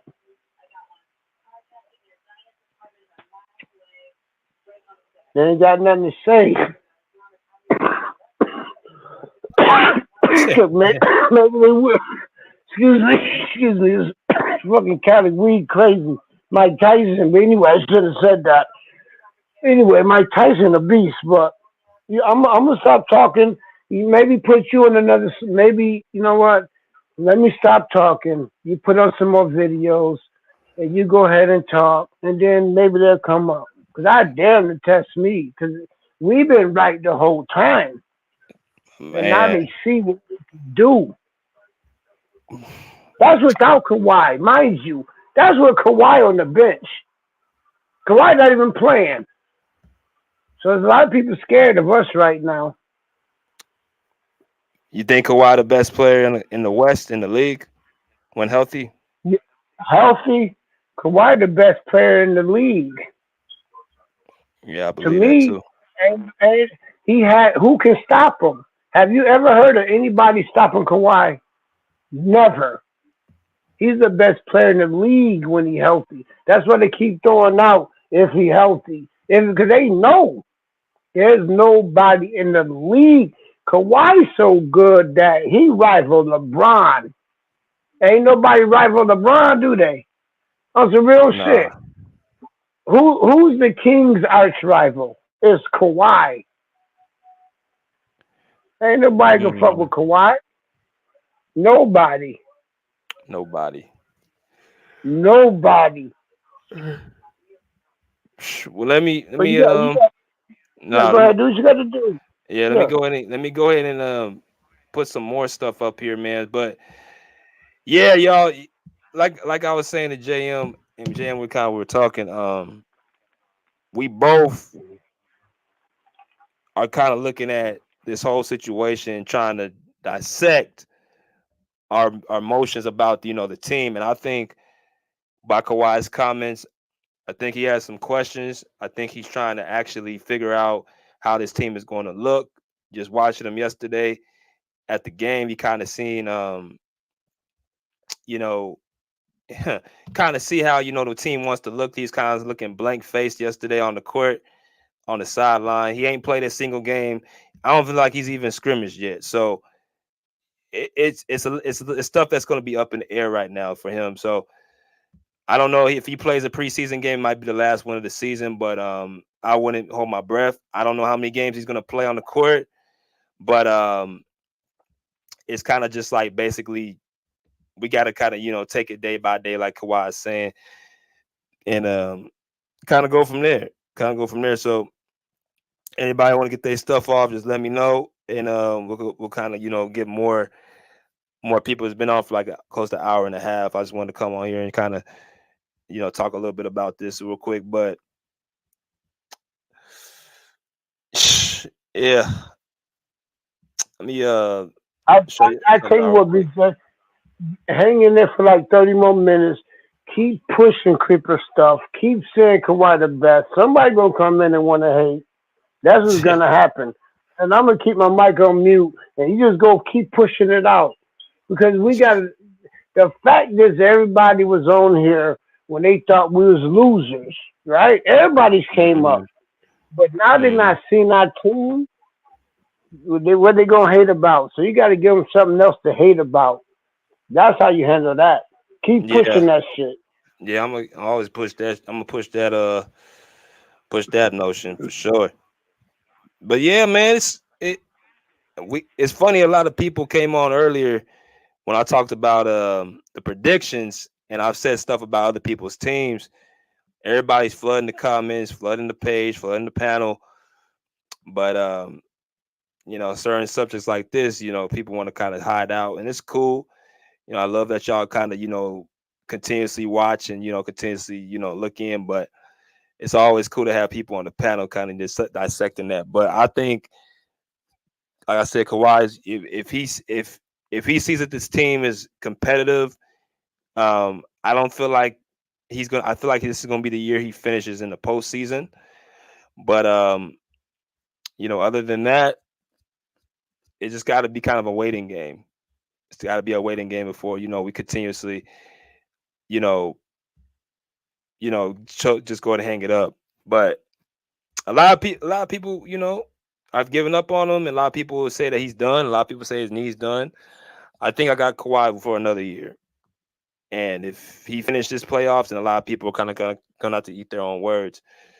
So I think JM just dropped. Let me look at some of these comments real quick if I can read them out. Mark Law, he said Kawhi, Harden, DJ, Zoo, and Dunn. That's gonna be our starting five. Yeah, well, that's the thing. Chris Dunn or Terrence Mann, who gonna be starting? So I said they brought a lot of guards in. Sure, dog, bro, Kawhi ain't got the energy for that. Got the energy for what? What you mean? You got the energy for what?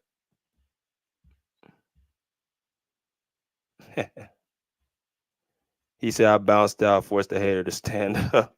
All right, JM. All right. There you go. JM has left the building for y'all who want to come in.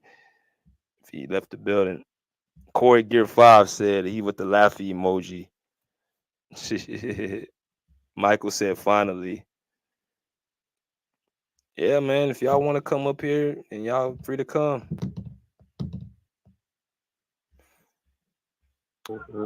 You back on? Yeah, I just wanted to give some of these sucker dudes a time to speak, but they scared. They scared. I just want to check the chat. Yeah, they talking all that crap, but they ain't coming on here because their favorite team suck. Who you feel So like now I got pushed the limit. All of them, and I got pushed the limit because I fuck with you. I'm gonna stop cursing. My fault. I had a good day today, but I'm gonna stop cursing. No, you good. Mavs ain't gonna beat us. OKC not gonna beat us.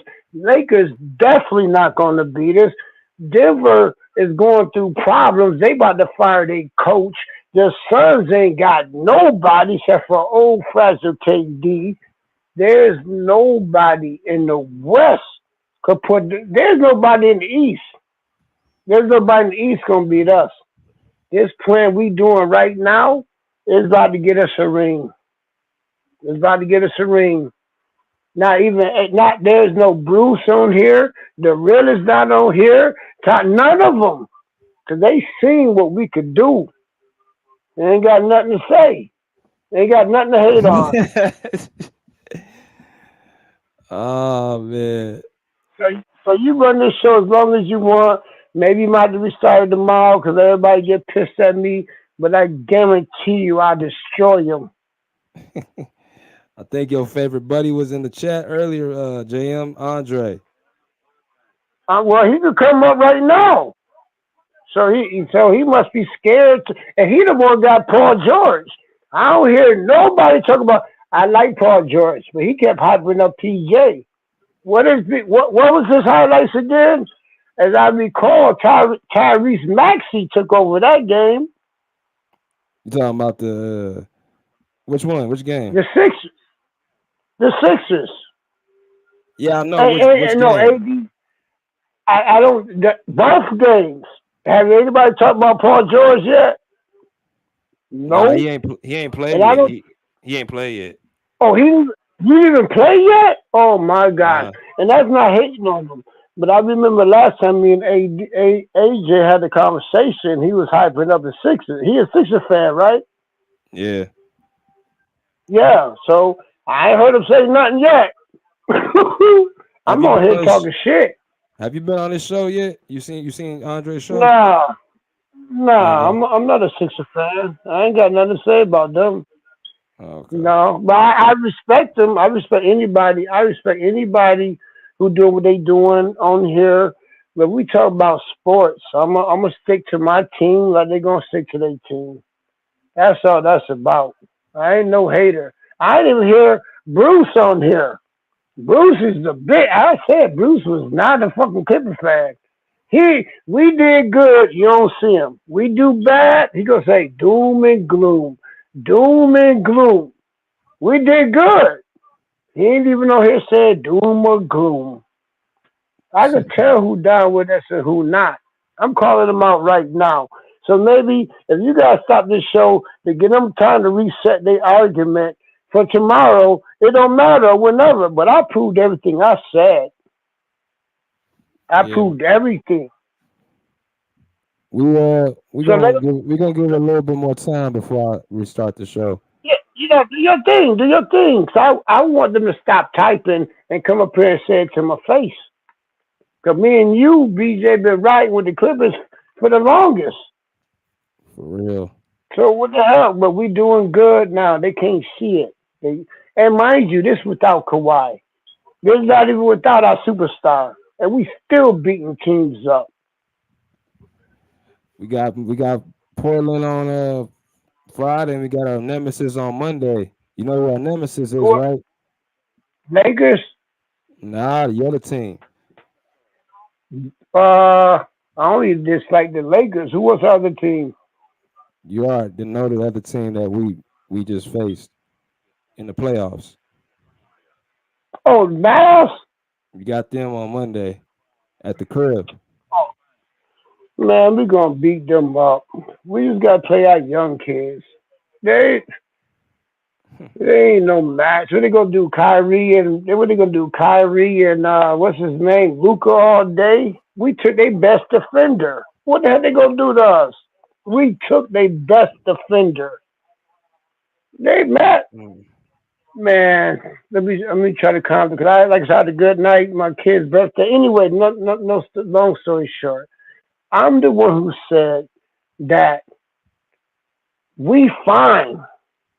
I said that from the beginning. The players we got, and you said it too. It took you a while, but you said, "Fam, the players we got, fam, Kai Jones is a beast, and he wasn't even playing with Harden. That's the scary part. Kai Jones was out there with Kevin Dunn and KPG. He wasn't even playing with Harden. Right. He had 6 dunks. Right, he killing them. Man, even if you look at his interview on Hoop Jab, they got Kai Jones' interview on there right now. Kai Jones said, "Fam, I'm basically a beast, and I'm not even gonna focus on shooting no more." He literally said, I'm better at just dunking, so I'm gonna focus on just dunking." That's a beast. You heard that? You seen that shit? I mean, I'm sorry, Christian, but who that man? Kai Jones said it himself. But one thing about Kai Jones, I noticed right there. Kai Jones is he definitely rode the short bus. I could tell that by listening to him. Yeah. He a little wild. He a little wild for sure. Oh, oh, so you see it too, huh? I see it Yeah, too. I yeah, mean, the dude, man, you saw what happened in Charlotte. Yes, yeah, I see it. yeah. But He's long as he can help us on the court, it works out. it works out. Those are gonna get in trouble because to me he another Dennis Rodman. He's another Ron Artest. He's one of them type players. Like he's a truly highly athletic, non-stop. But his mental, so they got to keep therapists around him because he might do an test on anybody. Bruh. He can't be no farther away from me.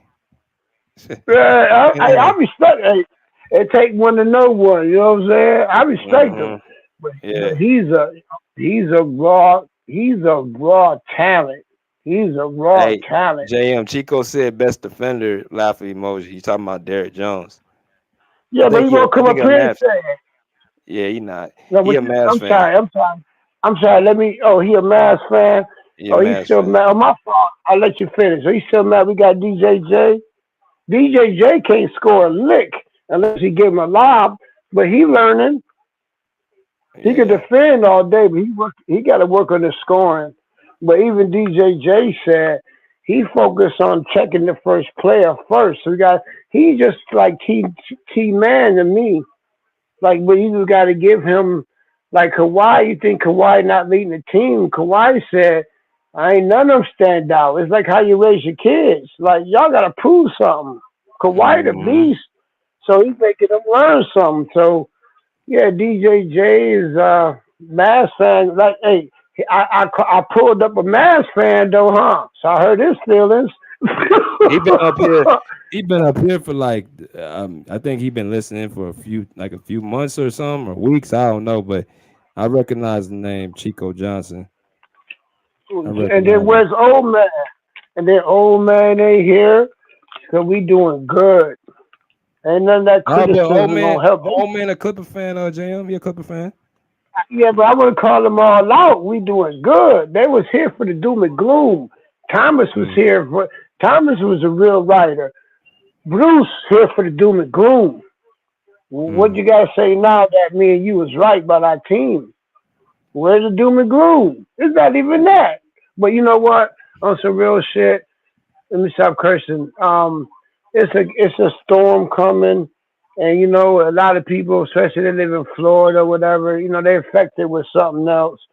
So Mm-hmm. I ain't gonna really test nobody like that because there's a lot of stuff going on. Right. So maybe they worried about their families or whatever. So I ain't gonna put basketball before this hurricane slash tornado coming. You ain't gonna do Right. that. Right. But they gonna talk shit in the chat though. I don't For even look sure. at the chat. I talk, but it's all good. We gonna keep building and we gonna keep going. By Right. tomorrow afternoon, they're gonna be flooding you by tomorrow afternoon. Man, but JM, I think we gonna have to end it up here because like nobody else is coming up, so we might have to just go and end it here. But any last things that you want to say before we end the show? Yeah, I'll just give you something else to think about. Like your show, so wide. Some people on the East Coast, some people on the West Coast, and like I said, with all this stuff going on in the world, maybe starting afternoon, people gonna be up and they're gonna be awake, and because everybody can see what we saying right now. You know what I mean? They chatting it. So only thing I'm gonna say is, somebody popped up. I see somebody picture. Yes. What's up, fellas? Skills. What's good, bro? How you doing? Man, I I'm doing pulled good, man. somebody out. I, Yeah. oh What's up, yeah, brother? man. Not much, man. Just came. Happy the preseason going. Just came to talk a little basketball real quick. All right. What you got so far with the preseason? Who's your well, you the Clippers fan or you not a Clippers fan? No, I'm a Clippers fan. I'm a Kawhi fan. I got on your page.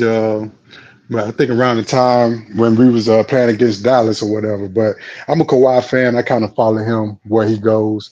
But I've been watching the Clippers for the last 3-4 years.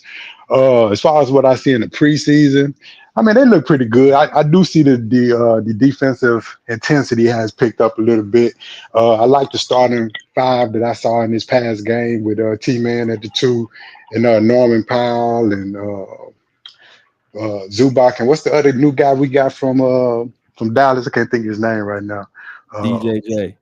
yeah, DJJ. He was good, man. He need to work on his shooting though. But the defensive pressure that I saw from him and the other new guy that we had in the first game, I like him. What's his name? Nunn, I think that's his name. He played at the What's two. done? Yeah, Chris Dunn. I like Chris Dunn, man. His defensive intensity is undeniable. But him and Jones Jr. they need to work on their shooting, man. Like because I know when you're out there with Harden, you're gonna have to be able to space the floor. Right. Um, I mean, just from the two games that I've seen, I'm really not that mad at what I'm seeing because we in the past we've had problems of being inconsistent and not being competitive. And even though we had, a couple little mistakes during both of these games, they were competitive throughout the whole game. And I can see that we've gotten a lot younger too. I see that we got live threats with the Kai Jones, with the Derrick Jones Jr. We got a couple live threats, which is something that we didn't have before. Only thing we really need is just Zubac to be consistent. We need to run the ball through Zoo. I think at the beginning of every game, the first 3 or 4 touches need to be Zubac. He need to get down there in the post, get him going. Harden can kind of get himself going. And I think the whole team in general need to work on their shooting. We need better shooting because Mm. I'm thinking about like even when Kawhi come back, I'm thinking even if we go James Harden at the one, you can either go uh, Norm or T Man at the two, and then we're gonna have Derrick Jones Jr. at the three, Kawhi at the four, Zubac at the five. Well, the only shooters that we really have in that lineup is James Harden and Kawhi. Mm-hmm. I mean, because we have T Man, but he may be inconsistent with the shooting, and I'm still Mm. unsure whether I want him or Norm to start. I'm still unsure on Yeah. that, but Me you too. know, Me too. I'm still indecisive only because, and I've seen this. This is a trend with Norman Powell that I've seen for the last 2 years. It's like, true enough, man, he's a bucket. You cannot deny that he's a bucket. But the issue I have with him is in clutch moments, he'll score, he'll get you a bucket, but then he'll miss his defensive assignment. You know what I mean? And then allow the other team to score. And that's one thing that you don't get with T-Man. It's like they're the complete opposite because T-Man will get out there and be scared to shoot sometime or just not be confident in his offense, but he don't make defensive mistakes. He don't make defensive lapses. And you know, like I know, in the playoffs, you know, the team who get the most stops usually is going to win, especially if we're about equal when it comes to the offense. The team that gets those 1 or 2 stops in the clutch moments, in most cases, that's the team that's going to win.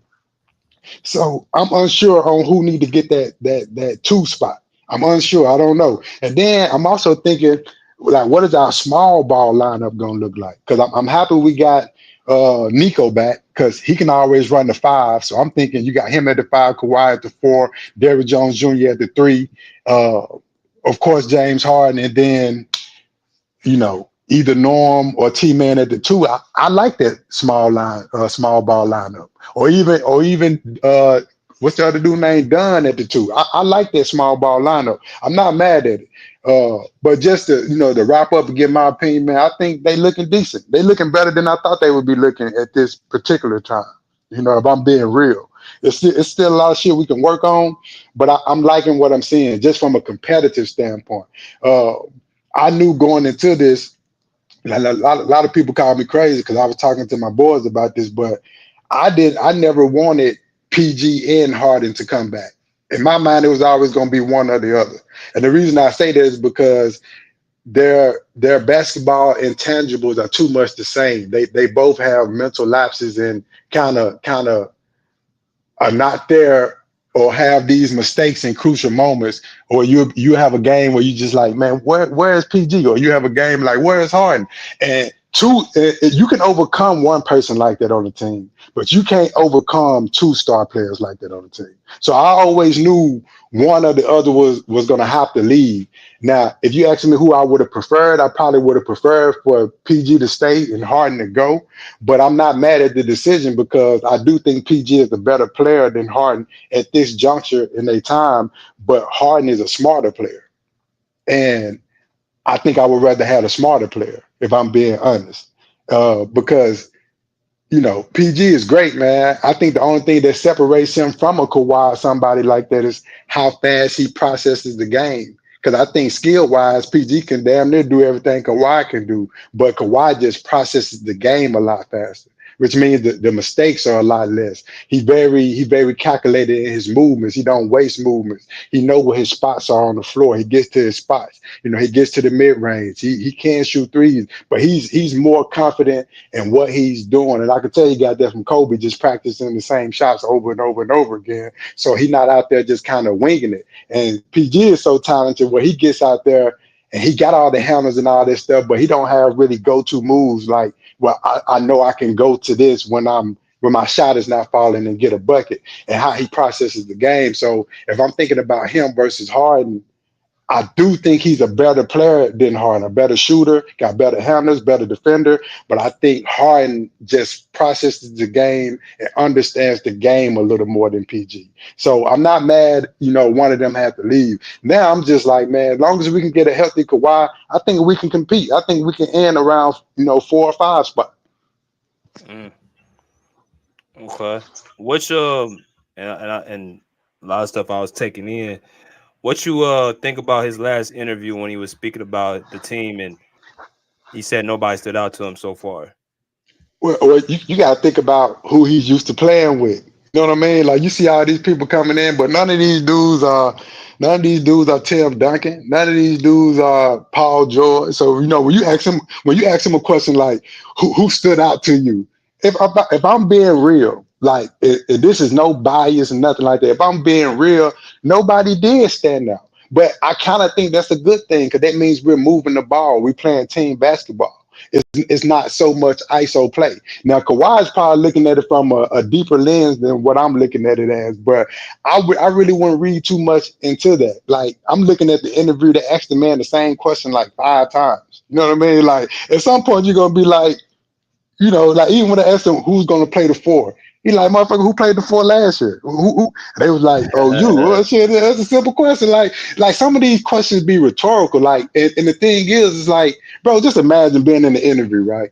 And you got 10 people in front of you, and all 10 motherfuckers ask you the same question. No originality, no creativity, no different swing. Like, the man is hurt. He's not ready to play right now. I don't think he's severely injured, but he probably working himself back, whatever the case may be. But like, you all asking me the same question, y'all ain't mixing it up, nothing like that. And then it's crazy because they go from asking him the question, and then when they interview T. Lue, they ask T. Lue the same question. And then when they interview any of the other players, y'all ready to get Kawhi back? What Kawhi process is like? I'm like, damn, how many times can they answer the same question?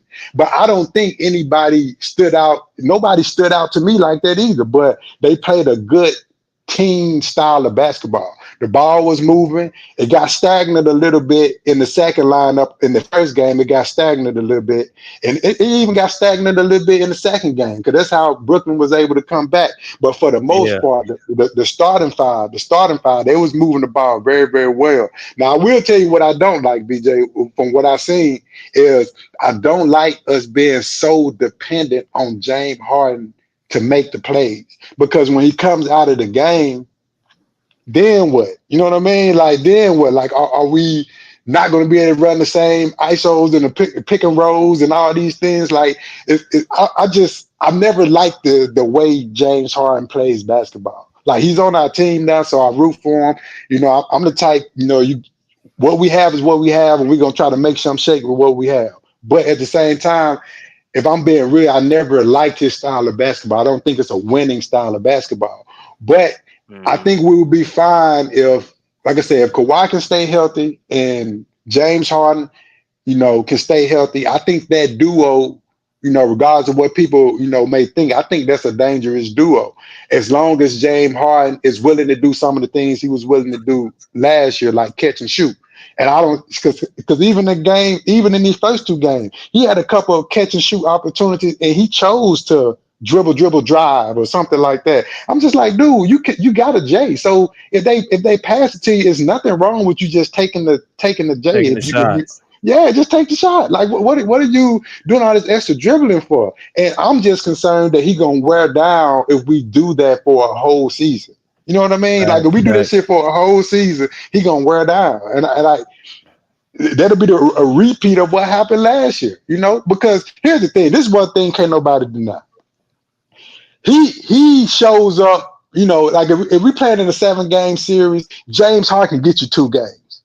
You know what I mean? He can get you 2 games, and if he can get you 2 games, we know what Kawhi can do. That's enough to win any series. But it's like, are we gonna wear him down throughout the whole season, making his usage rate be through the roof, and then the man in his mid-30s, and then by the time we get to the postseason, we get Kawhi back, but we lose James Harden? You know what I mean? Like, that's gonna be hustling backwards. So I think you give the Porter dude a chance to run the backup point guard, and put Bone Highlands in there. Because my thing is, he is an ISO player, but what people don't understand is, well, you understand it because you played ball before, you got to get reps in. Like, you got to get the reps. And it can't be one of those situations where James Harden go down or the Porter kid go down, and then now we trying to insert Highland in there, but he ain't played for half the season. And then people like, well, he looking bad. Yeah, he gonna be looking bad if the man just ain't been playing. Like, it's nothing wrong with giving him 2 or 3 minutes here, 2 or 3 minutes there, rest up these players. Like, we have a deep team, so use the whole roster. That's some shit that I never understood with T. Lue. Like, I don't think he's a terrible coach, but some of the decisions that he make are just questionable. You know what I mean? I can't believe some of the stuff he be just like the timeouts, the PTOs, and it don't even make sense. Throwing me off, man. It's I definitely hear you, but man, skills, a lot of good analytics from you, man. But let me go to my man Kirk. I'm gonna go right back to you. Also, big shout out to Big Fan Breezy, man, Nets fan. Go and follow his page as well. All the people on my page, I shout out.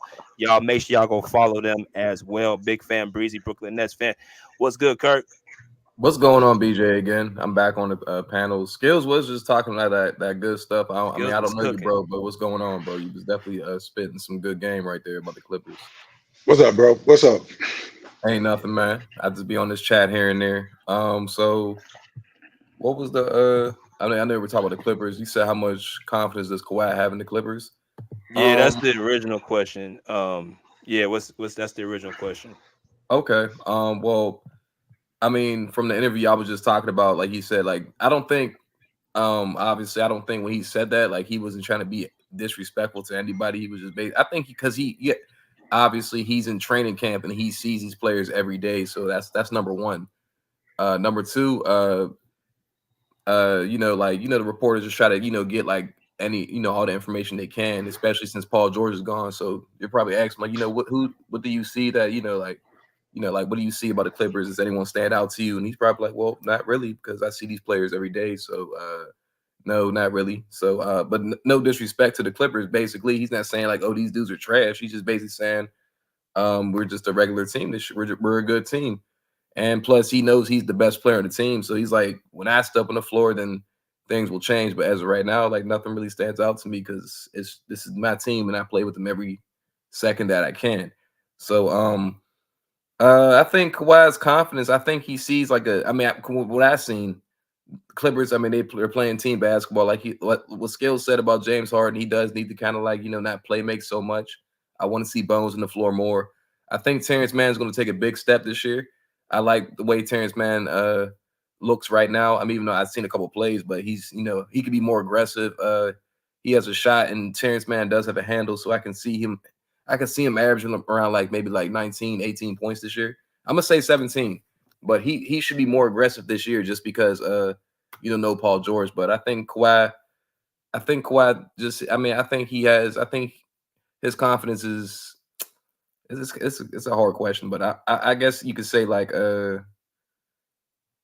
I think he does have confidence in his team once he's on the floor, if that makes sense. But I don't think he sees his team as like this is a terrible team, because they actually have pieces. So Zubac's still there, Norman Powell. So they still, none, KCP, whatever that dude's name is. But he's starting to get more reps. He was playing basketball overseas, so I think Kawhi just sees a legit team over there, and I think his confidence is, I'm not going to say it's high, but I think Kawhi's a confident dude in himself. So I think he's just, like he wants to win. So I think he's just, I don't know.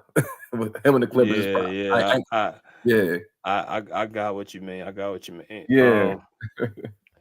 Let me go to JM real quick. JM is, or what? No, Andre. Andre, that's it. What's it, Andre? Oh, Andre showed up. What up, Andre? That's my dude. Andre. That's Andre here. That's Andre. That's the up. What's good, BJ? What's good, bro? All of y'all might Salute, be, Kirk. but I like Andre. Let's go OKC, bro. Yeah, BJ, I did. Bro, can I talk? I did catch the Clippers. I'm sorry. Bro, shut the fuck up. Oh my God! I ain't saying nothing. I'm talking to my dog. I wasn't even talking to you. I'm talking to my dog. Why are you so mad at that? Go ahead. I'm talking to my dog, literally. Bro, go shut ahead. up. Yo, Come BJ, on, man. put this dude on mute, man.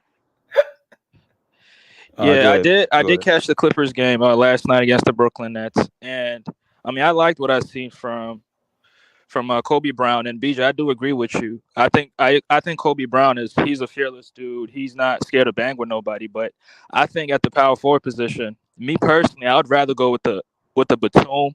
But I would play Kobe Brown a lot of minutes. But to start the game, I like Batum in there, and to close the game, I like Batum because he's much more seasoned. He's a veteran. He knows high IQ basketball player, and he just makes winning plays, down the stretch, especially in the fourth quarter.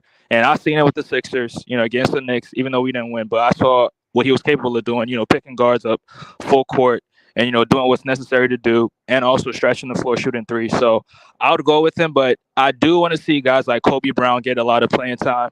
I like what I've seen from Kai Jones, catching a few alleys here and there. He was running the floor, but I think he needs more. How should I put this? He needs more playing time to develop, into an actual NBA player, because he has natural abilities, has raw talent. It's just up to the Clippers to develop him into something much more positive, so they could use him for the long term. But I don't think he's going to be the backup center. I think Mo Bamba is going to be the backup center. Kai Jones will probably be a third string center. But in games where maybe Zubac is not playing, you'll see him getting a few minutes of playing time. So, but I mean, I like what I've seen for the Clippers, but my take still stands. If Kawhi Leonard plays less than 55 games, I don't think the Clippers is going to be a top 4 seed. But if he plays 55 or more, like close to 60, yeah, the Clippers are definitely they're definitely top 4. And with Kawhi Leonard saying that, I don't think it's anything serious.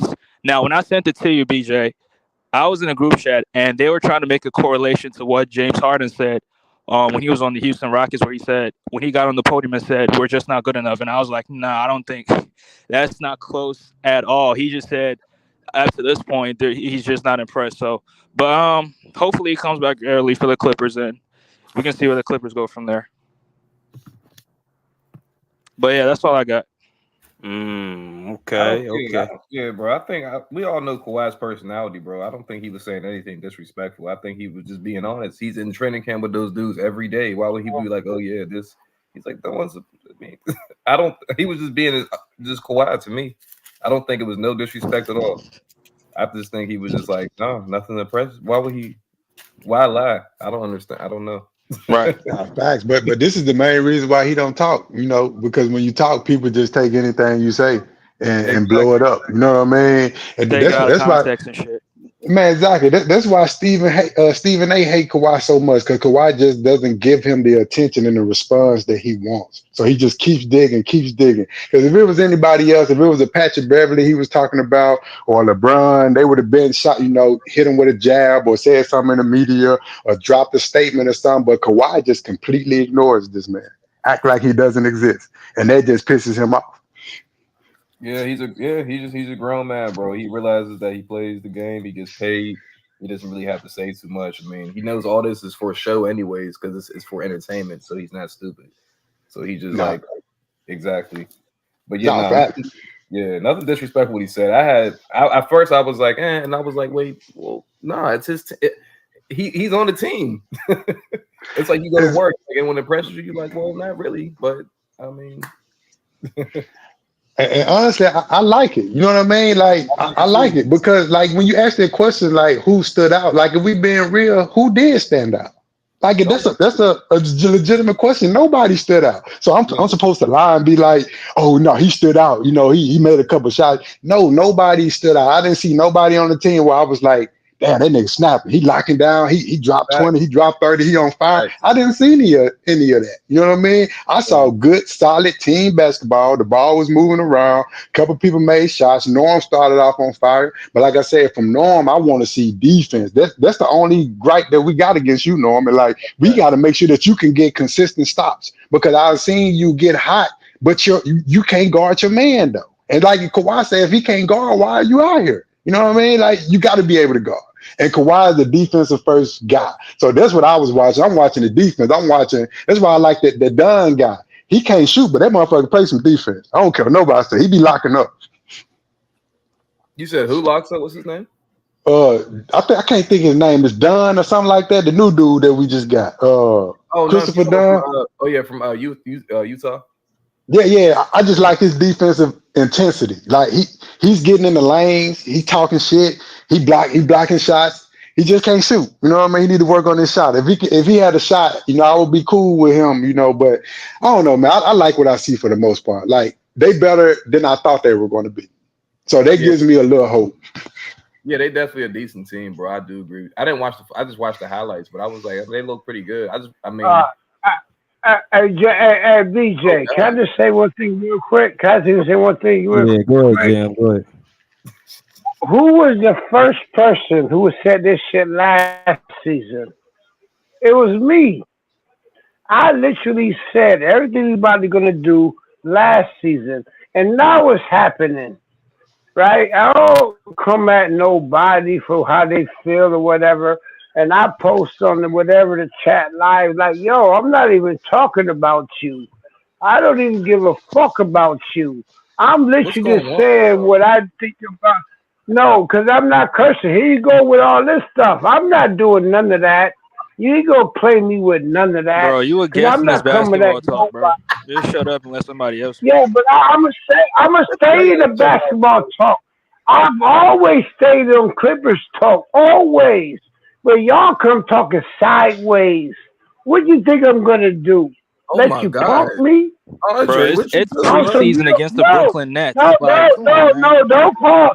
don't call God into this, because I've always stayed on Clipper Talk, always. Hey, BJ wouldn't even RJ. let me on the show. Y'all be coming here sideways. And if you think I'm gonna let you punk me, you sadly mistaken. Hey, RJ, I've what you kept it do, bro? real. I've kept it real from the beginning. I'm a Clipper fan. I only talk about Clipper basketball. You do all that personal stuff, fam, I'm gonna take your soul. That's what I'm gonna say. I kept it basketball since I've been on his page. Y'all take it personal. Y'all do this all this sideways talk. Y'all do this always what it's called names and do. I've never done none of that. I kept it on basketball. So don't Yeah, try to play you me off. tipsy. You tipsy now. I get it. Man, I told you I don't even fucking drink. Now you doing it again. You I don't tipsy. even drink. Now you doing it again. Like I said, y'all the demons. Y'all the demons, fam. I'm a straight Clipper fan. I support my team. Y'all can do all that hating shit all you want, but I best believe I'll snatch your soul live on YouTube. That's what Oh I my will God. do. Hey, Yeah, what the don't fuck? call God. Don't call God.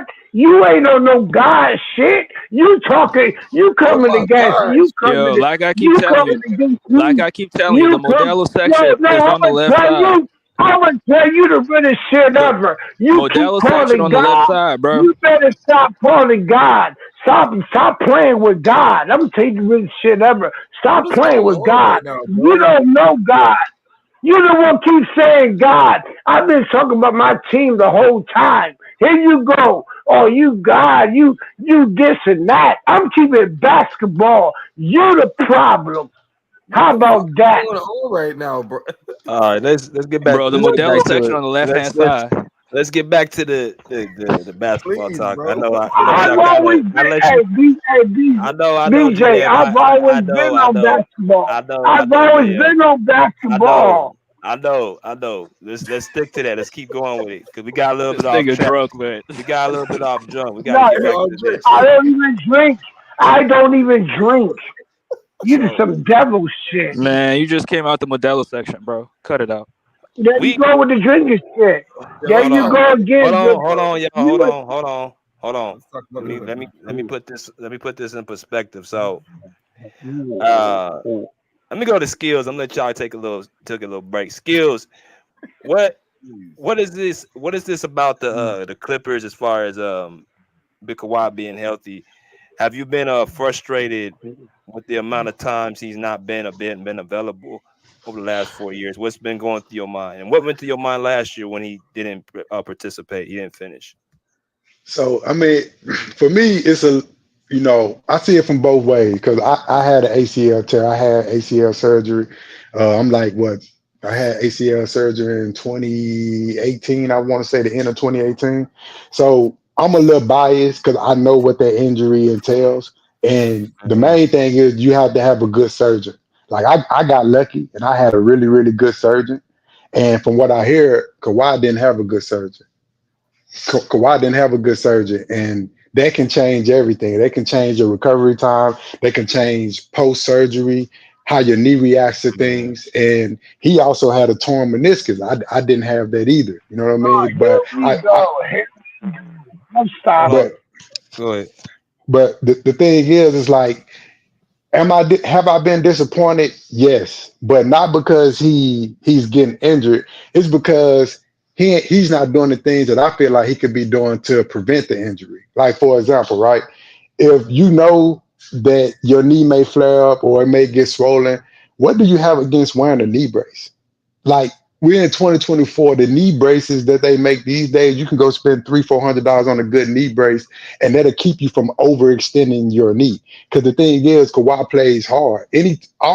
Not just Kawhi, any player that titles themselves a two-way player, they all play hard, but their careers are kind of short Like if you look at the Kobe's, you look at the Jordans, they always break down on the second part of their career because they're two-way players. Then you look at a person like LeBron and you ask yourself how he's been able to, last this long. And true enough, he take care of his body. He's a freak of nature. All that may be true, but it's also because he has tapered off on the defensive side. He put more focus on the offense side. And it takes more energy. It's more taxing on the body to play defense than it is on offense. On offense, I control the pace that I go at. At defense, I have to go at the pace that my opponent is moving at. So I can't, if I'm tired, I can't lollygag. I can't take it at a medium pace. If the person I'm checking is the Derrick Rose, I have to match his speed. I have to match his intensity. So two-way players always break down faster than the players that just focus on offense. So I'm trying to factor all this in when I'm thinking about Kawhi. I'm factoring in that he had an ACL tear. I'm factoring in that he's a two-way player. I'm factoring in that last year specifically, he really did have to carry a heavy load last year. A lot of games that we won, we only won because Kawhi was just Superman at the end of the day. Because a lot of them games, man, were closer than they needed to be. I don't mean to jump in, but Kawhi not even playing. So what is your argument? Hold on, I'm Jay. not Hold making. on, I'm not JM. making an Hold on, argument. JM. I'm asking a question, JM. Yeah, Like, he's answering my question, JM. Go ahead. yeah, man. Like, there's no need for all that. But to answer your question, I was frustrated. Like even the year before, bro, I had just got married. I was in fucking Barbados chilling, getting ready to watch the playoffs. I see Kawhi go crazy in game 1 versus the Suns. I see him go crazy in game 2. And then I get the notification while I'm sitting on the beach, he out for game 3. I'm like, man, what the fuck? You know what I mean? Like I've been, but I try not to get too frustrated because I do understand the injury. And I had a good surgery, but it's days that if I don't take my pre-workout serious, if I don't do my stretches and stuff like that, and I just try to go out there and hoop, my knee will swell up.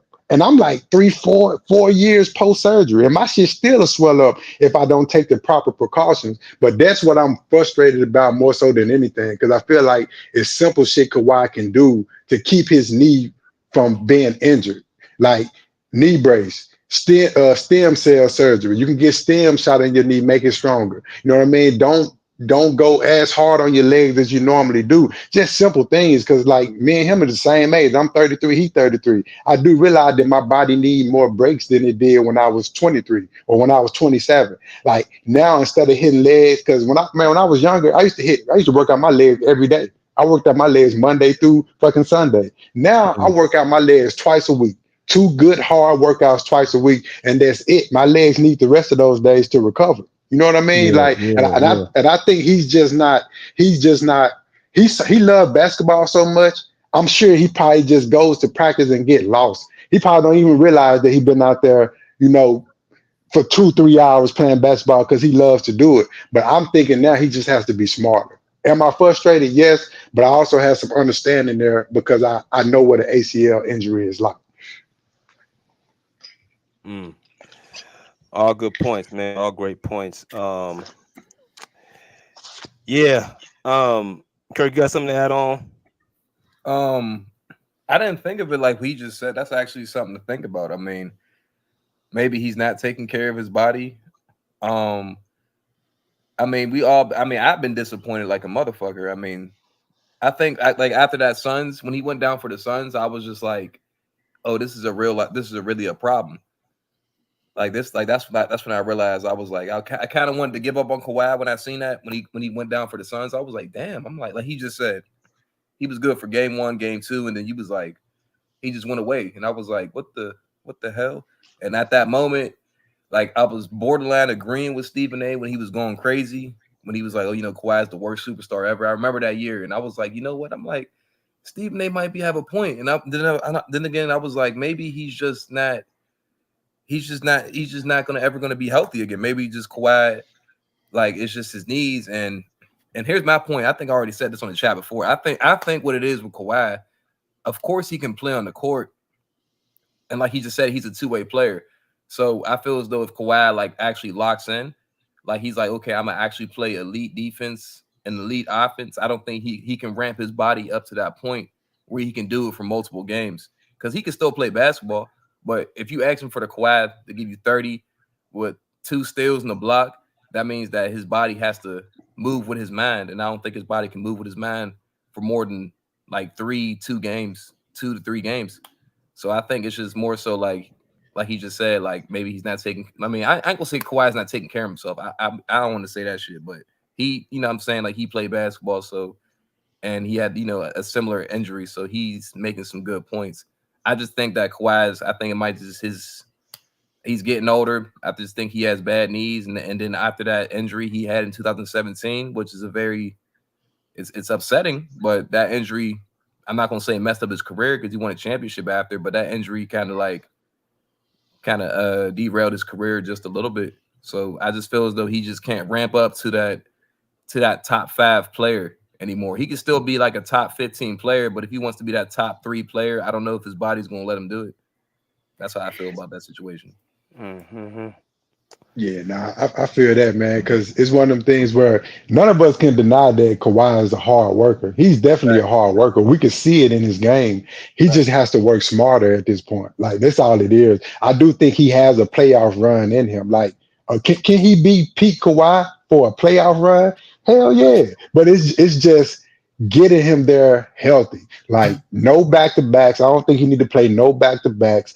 I think this may be a crazy take, but I actually think the way that the team is constructed now defensively, and the new the defensive coach that we brought in, because I actually rock with him. I've been following him his whole career. I actually think this team that we have now is more conducive to getting Kawhi to the end of the season than the team we had last year. We have point of attack defenders. We have smart defenders. We have Nico. We have these people that you can put in there and be like, guard the best player. And then Kawhi only has to guard the best player in spurts. But last year, a lot of times, he had to guard the best players to keep the motherfuckers from going crazy. But I think now we have enough defensive stoppers where he only have to do it in small increments. And I think that'll get him to the end of the season. We gonna see, bro. We gonna see, man. Cause bro, I love PG now. I'm a PG fan as well, but I'm not gonna sit here and act like PG didn't have defensive lapses too. I'm not gonna act like I didn't see him do it all the time. Cause see, that's one of the difference between them two. Kawhi offense can be up and down sometime until he get going, but you never have to question his defense. You never have to question his defense. It would be times where if PG shot is not falling, he act like he forget how to play defense too. You know what I mean? He act like he misses defensive assignment, everything. I'm just like, man, when he mentally out of the game, he mentally out of the game. Like, he be out of the game. Yeah. And like, he has the highest peaks, but he also has the lowest lows, if that makes sense. You know what I mean? That's true. That makes sense, bro. You right. That makes sense. Yeah. That's actually perfect how you put it. Man, because bro, I'm a PG fan. I don't be wanting to make it seem like I be bashing. I know basketball, understand basketball, and when I watch him play, I'm just like, man. And even he said it in his interview. He was like, man, we put a lot on Kawhi last year, and I didn't think about it, but when I went back and started watching the highlights and shit, I'm like, man, a lot of these games, when you think about the poor coaching from T. Lue, and T. Lue have his highs too, but when he be out there making some bonehead decisions, he just do it, bro. He go with the offense over the defense. And when you think about that, when you think about him having to deal with fucking all of the attitudes, Russell Westbrook, being replaced by James Harden, then you have James Harden having to work himself in shape, then you got PG out there having mental lapses, doing all this shit. A lot of them games, bro, we only won because Kawhi had to put on his Superman cape and get us the W. Like, a lot of games, you know what I mean? So it's about the end of the season. At the end of the season, shit, who wouldn't break down? I think anybody would break down except for LeBron. That's true. I ain't gonna lie. It started with that. There was a specific game where I seen Kawhi go off, and it was like the start of his run. It was like the Clippers versus Sacramento, and he had I think he had 40 points or something. He had a really good game that game, but that game to me started his run because the Clippers kind of needed him to ramp up. And he was like fantastic that game. I don't know how many. I think he had 37, but he was playing elite defense too. In that game, I forget what it was. The beginning of the season. I was like that when I seen that game from Kawhi. I was like, oh, Kawhi's back. Because he was doing everything. He was dunking, shooting mid ranges. I was like, damn, I haven't seen this Kawhi since 2021. So you just said he like without Kawhi that year, like James, everyone was going on the run, but Kawhi was the main factor. I mean, obviously, like what was they saying? He was MVP, right? He was like But leading the but MVP, like but he was 50-40 in the match. conversation. He was in the Exactly. conversation. You know what I mean? He was. They was like he might win his first MVP. Like Kawhi was balling. Like I was And like, bro, just think about that, bro. He had to play out of his mind just for us to get what, the 6th seed. You know what I mean? Like I don't know, we finished 6th or 5th. It was somewhere around there, but he had to play out of his mind for like a 2-month stretch just to get that, because he had to overcome a lot. And see, the thing that people don't realize about people like Kawhi and Kobe, that mentality, they don't know how to go half speed and not give it they all. Like they take pride in playing defense. So it ain't one of them things where, well, you can't stop me from scoring and I can't stop you from scoring, so we're just gonna run up the point. Like, nah, players like that, they want to be able to say that I stopped you, or I held you to 20 points, or I held you to 22 points, or in the clutch moment, I got that block. They like being able to say those things, but it's like I'm looking at the team, and I'm looking at the team we got now. Like I told BJ when I first got on here, I know that we lost Paul George for nothing, but under no circumstances did I want him and James Harden on the same team. That's just too much to overcome. It's too much to overcome. They both have moments where you just like, what the fuck are you doing? You know what I mean? And to have to overcome that from 2 players, that's a lot, man. I mean, I think I mean, I agree with majority of what y'all saying. I think the one thing I would kind of like give a little bit of pushback was, I think it's kind of hard for Kawhi because I think we've tried to limit his workload too, and he still gets hurt over the last 40 seasons. I mean, I think we've tried to we built a team where we got a lot of star power.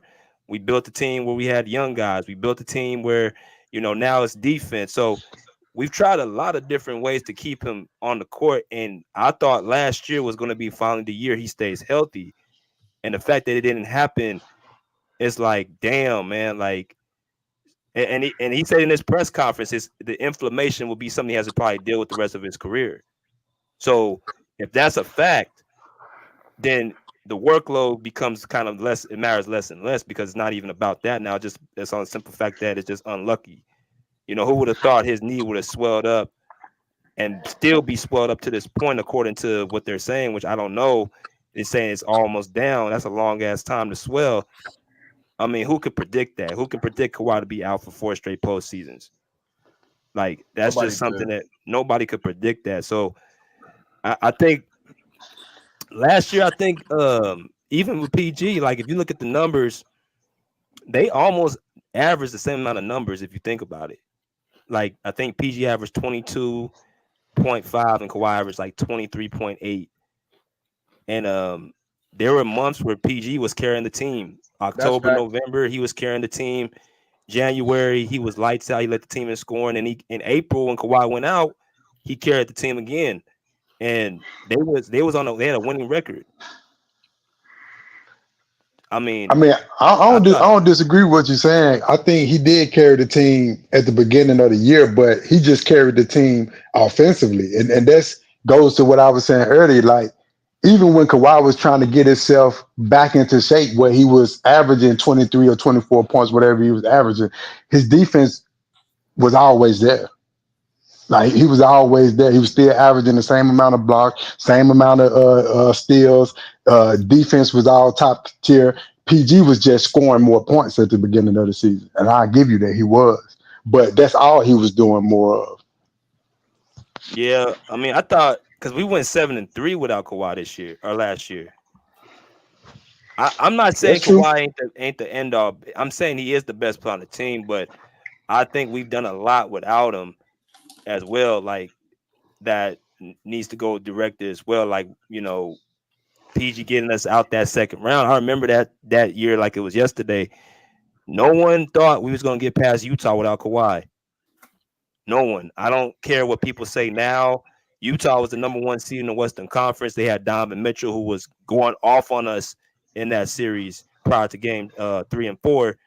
No one thought we were going to Utah in their house and win that game. Not only did we do that, I agree. he dropped 37 points and had 16 rebounds that game, and then followed up with Terrence Mann and having that 39-point game. And then the next year they get to the play-in. Kawhi missed the whole year. They get into the play-in the next year. And then last year, here we go again. Kawhi has that great December month. He gets that huge he gets that 3-year, $150 million contract extension.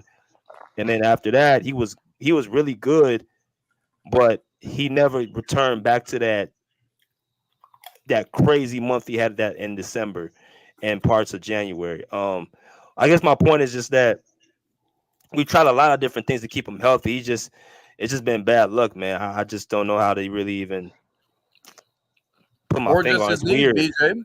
I wouldn't even say bad luck, man. If it happened for 3 to 4 postseasons, that's not bad luck no more. I ain't gonna lie to you. That's just his knees at this point.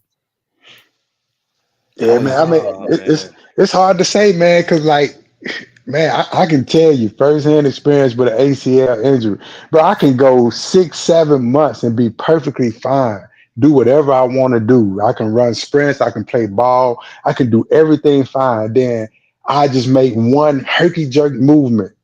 Because what people don't understand about the ACL injury is when you rehabbing the ACL injury, you're not rehabbing the knee. You're rehabbing the muscles around the knee, the quad, the hamstring, the calf muscle, those things.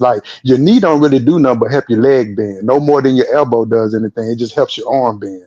But if you had elbow surgery or something going on with your elbow, you work the muscles around the elbow. So it's you have to get the quads and the hamstrings firing before you can actually get the move. Because if your knee is in pain, that means that your quads and everything are not warmed up properly like they're supposed to.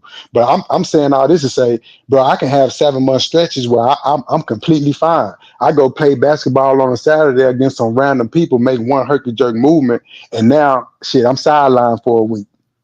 You know what I mean? So it's I think it is something that he'll have to deal with for the rest of his life. But the thing that I'm saying that annoys me is he don't take the proper precautions.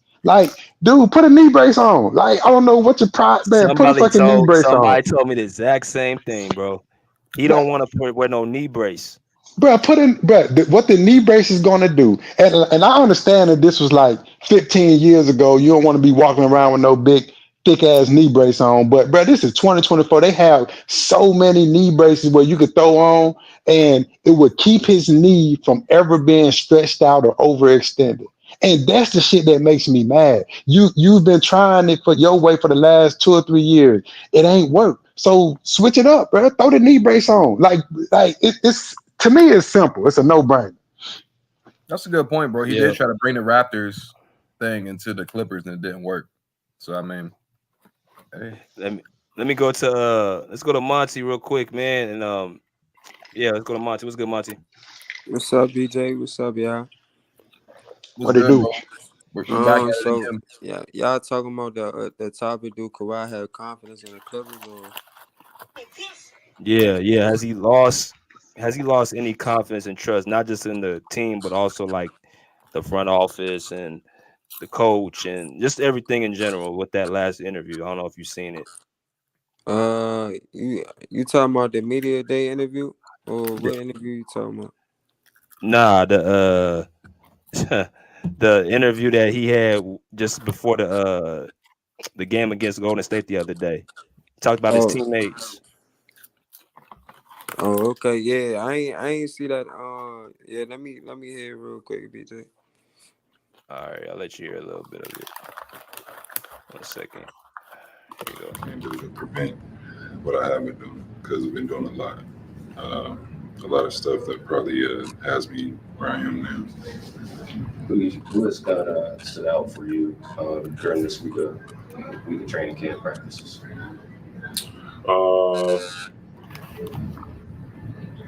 Just the new guys, just watching them, the new additions we have from, Chris Dunn to Derrick Jones Jr., to some of the young guys that we brought in with Kai Jones last year, and just seeing, how they could develop. So just watching them from day 1 to day 2 to day 3, just seeing their progression. But nobody stood out to me so far.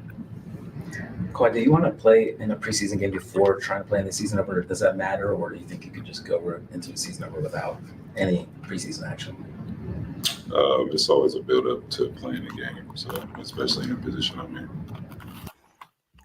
Yeah, that's just kind of the simple. So basically, he just said no one stood out to him so far as the squad. So I didn't expect Kawhi to say that.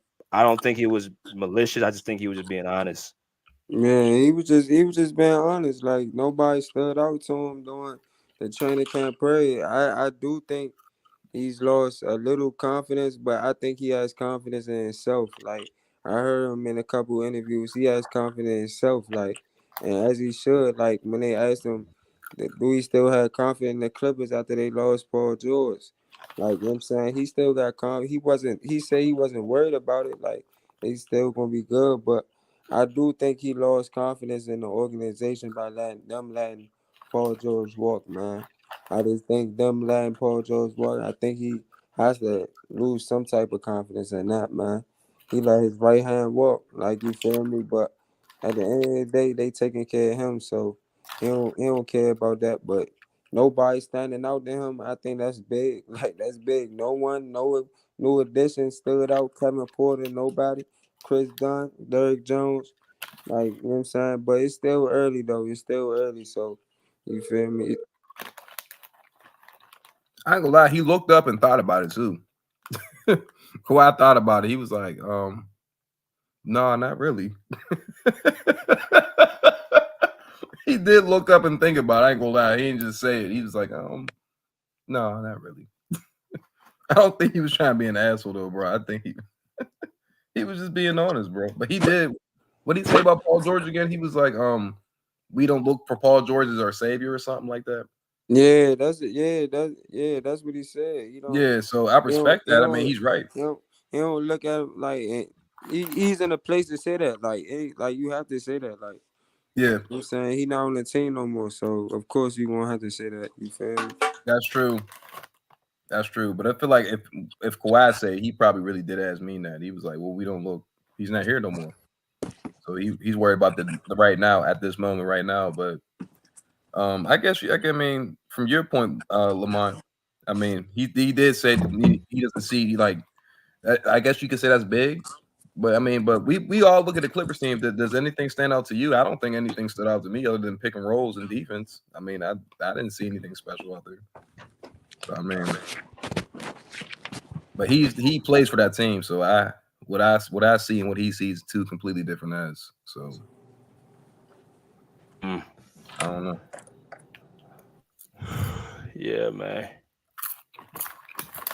So yeah, that's the emphasis of it.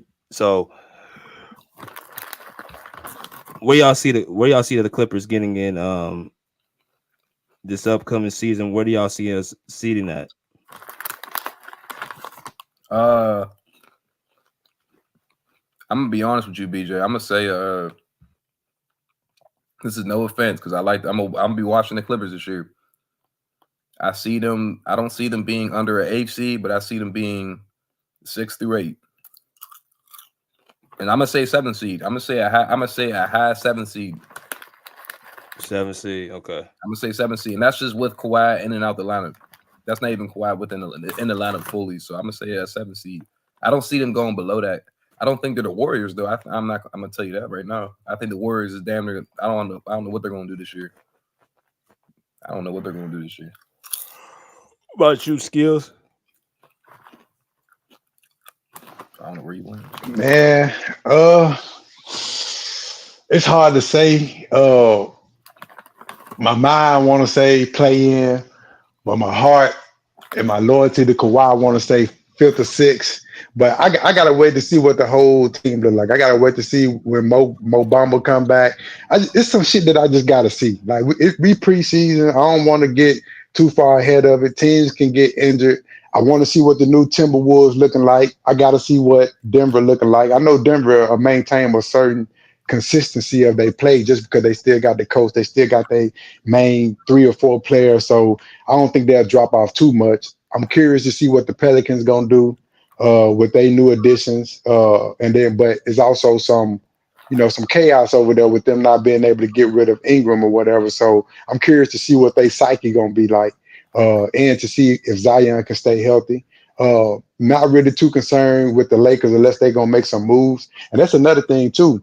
We have enough pieces to make some mid-season moves if we need to. If we too low on the totem pole, if shit not going the way that we need it to go, we got some pieces that where we can make some moves. That was one of the reasons why they went ahead and gave Zubac his contract, gave T-Man his contract. I don't think we're gonna get rid of those players, but if we just really looking ass mid-season, shit, anything on the table. Hmm. Got you. What about you, Monty? Yeah, I think they got the players. I think they got the players they got because I think they gotta make some moves to put around Kawhi. I don't think they have enough talent right now uh, around Kawhi to be successful. Like James Harden, we don't know what he's gonna be in the postseason. You know what I'm saying? So I think they do got some trade bait. You feel me for the trade deadline, but Hmm. Wait, BJ, I ain't gonna lie. There is a player that stood out to me. What's that dude's name? Jones? That center? Oh, Kai Jones. He stood out to me. I ain't gonna lie. I don't know why I forgot about that. That nigga was doing anything out there. yeah, nah, Kyle Jones, yeah, he tough. I like Yeah, Kyle Jones. he stood He out. was Yeah. looking. He Yeah, he. I agree. I would say he probably be the only one that stood out to me for real. Literally only. I'm like watching the game. I said, bro, this nigga doing anything out there. I mean, pick and rolls, dunk. I mean, I like that piece for the Clippers. And you was talking about that last season before the playoffs started, BJ. I can see what you mean. I like him. Yeah, and he gonna do something that Zubac ain't gonna do. He gonna run that floor. He a live threat. You know what I mean? He young. He got the athleticism. And not saying that he better than Zoo or nothing like that, but I get what you're saying though. Like Kai got a high ceiling. He just gotta stay dedicated. Bro, and it's crazy because him and Zoo can work together because Zoo's not a bum player. He plays defense. He's just not as athletic as that dude right there. It's Or, crazy the intangible that they have because if Kai could get Zoo offensive package, he'll be a problem. he'd be He'll one of be the a best. problem. Yeah, he'd be deadly, bro. Yeah, Hey, he'll be a hey, problem. RJ, why you dropped that fake news earlier, bro? Nah, that's not funny, bro. What do you do? He said KD was going back to the Warriors. Oh hell no. They need him. They need him now more than ever. The Warriors are gonna be one of the worst teams in the NBA, bro. I don't see them doing. I'm not even trying to be disrespectful, bro. They're gonna be bad next year. They're gonna be bad, bro. I don't know what was. I don't know. I just feel like they run through the same system over and over, and Literally, they're gonna have to change that system up. Starting with Kuminga being getting more of Yeah, a but role, I more of a star role. oh my phone. Go ahead. Yeah, I was trying to say I came back because I did hear Kirk and the other Scales when y'all said nobody really stood out. I mean, watching the game yesterday, I think Kai Jones definitely he stood out to me offensively. Now I think if you give him a lot of time, I mean he's a young player. He might get in foul trouble, stuff like that. Might foul a lot. So, but I think he stood out pretty good to me, in my opinion. So I think no, we that's just said that one of the too. positives. Yeah, that's why I came back on the show to acknowledge that. I He think def- KPJ stood out. I know he didn't. What do you have 9 points yesterday? Mhm. But there was a particular play that he had where he made a mid-range shot. And he got a steal right after, like out of nowhere, pickpocket the ball and got a layup, did like a euro. I just see a star when I watch him play.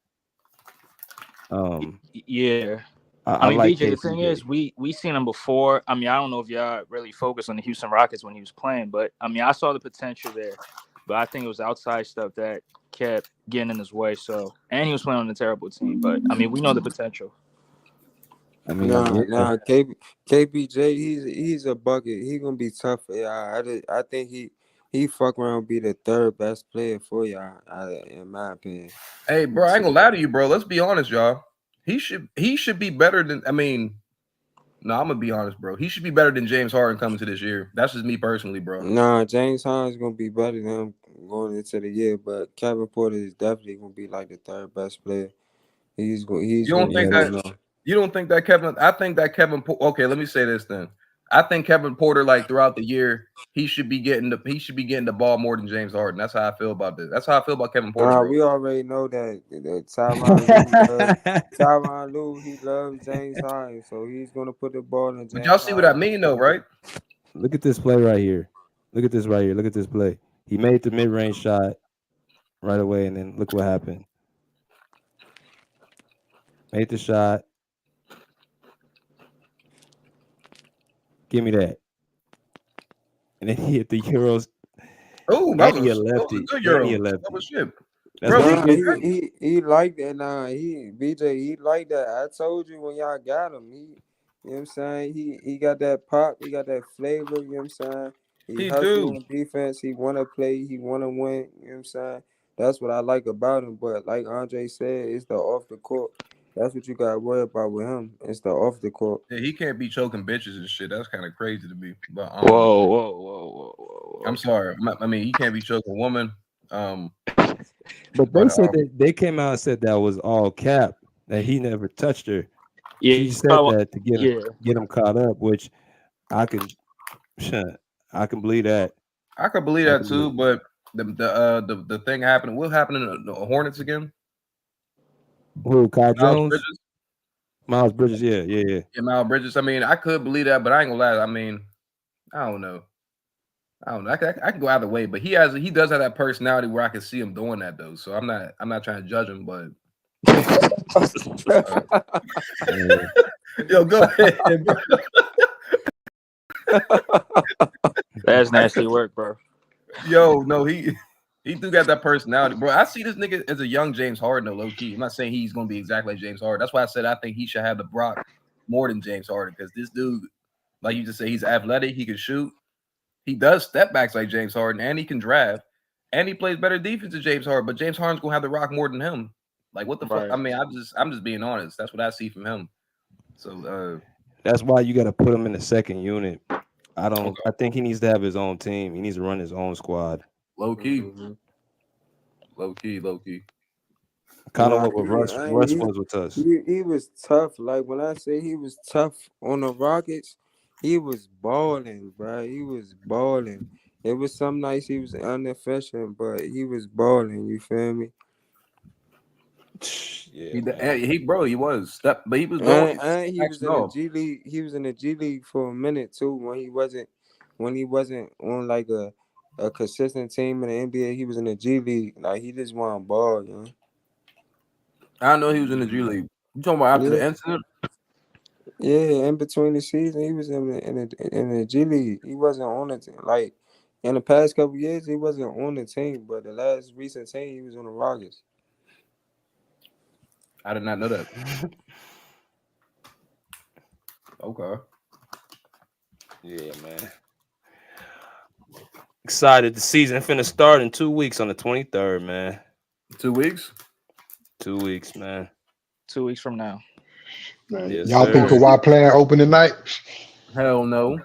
I don't know. If he play opening night, he ain't playing the next game. Yeah, I don't think he is. He probably gonna sit that shit out. It would be crazy for him to miss the whole preseason, then just come in randomly and fuck up their chemistry and shit. Like, man, just ease your way back in, dog. I'd rather him do that because we need him for a whole season. Hey, BJ. What's up, Monty?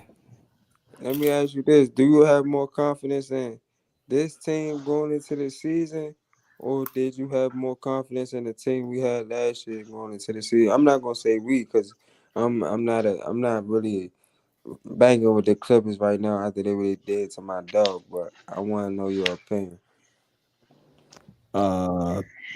Definitely last year, because I think last year's team was the best Clipper team that I've seen, especially for that 31-8 run, 26-5. I thought it was the best basketball the Clippers ever played I've ever seen. But going into last season, I was amped. I was pumped. Y'all can see my lives from last year, bro. Like that first win we had against Portland. Like I was in that it was at the game, bro. Like the whole place was rocking. I think Russ got like a nasty alley-oop dunk. PG had like 3-4 steals.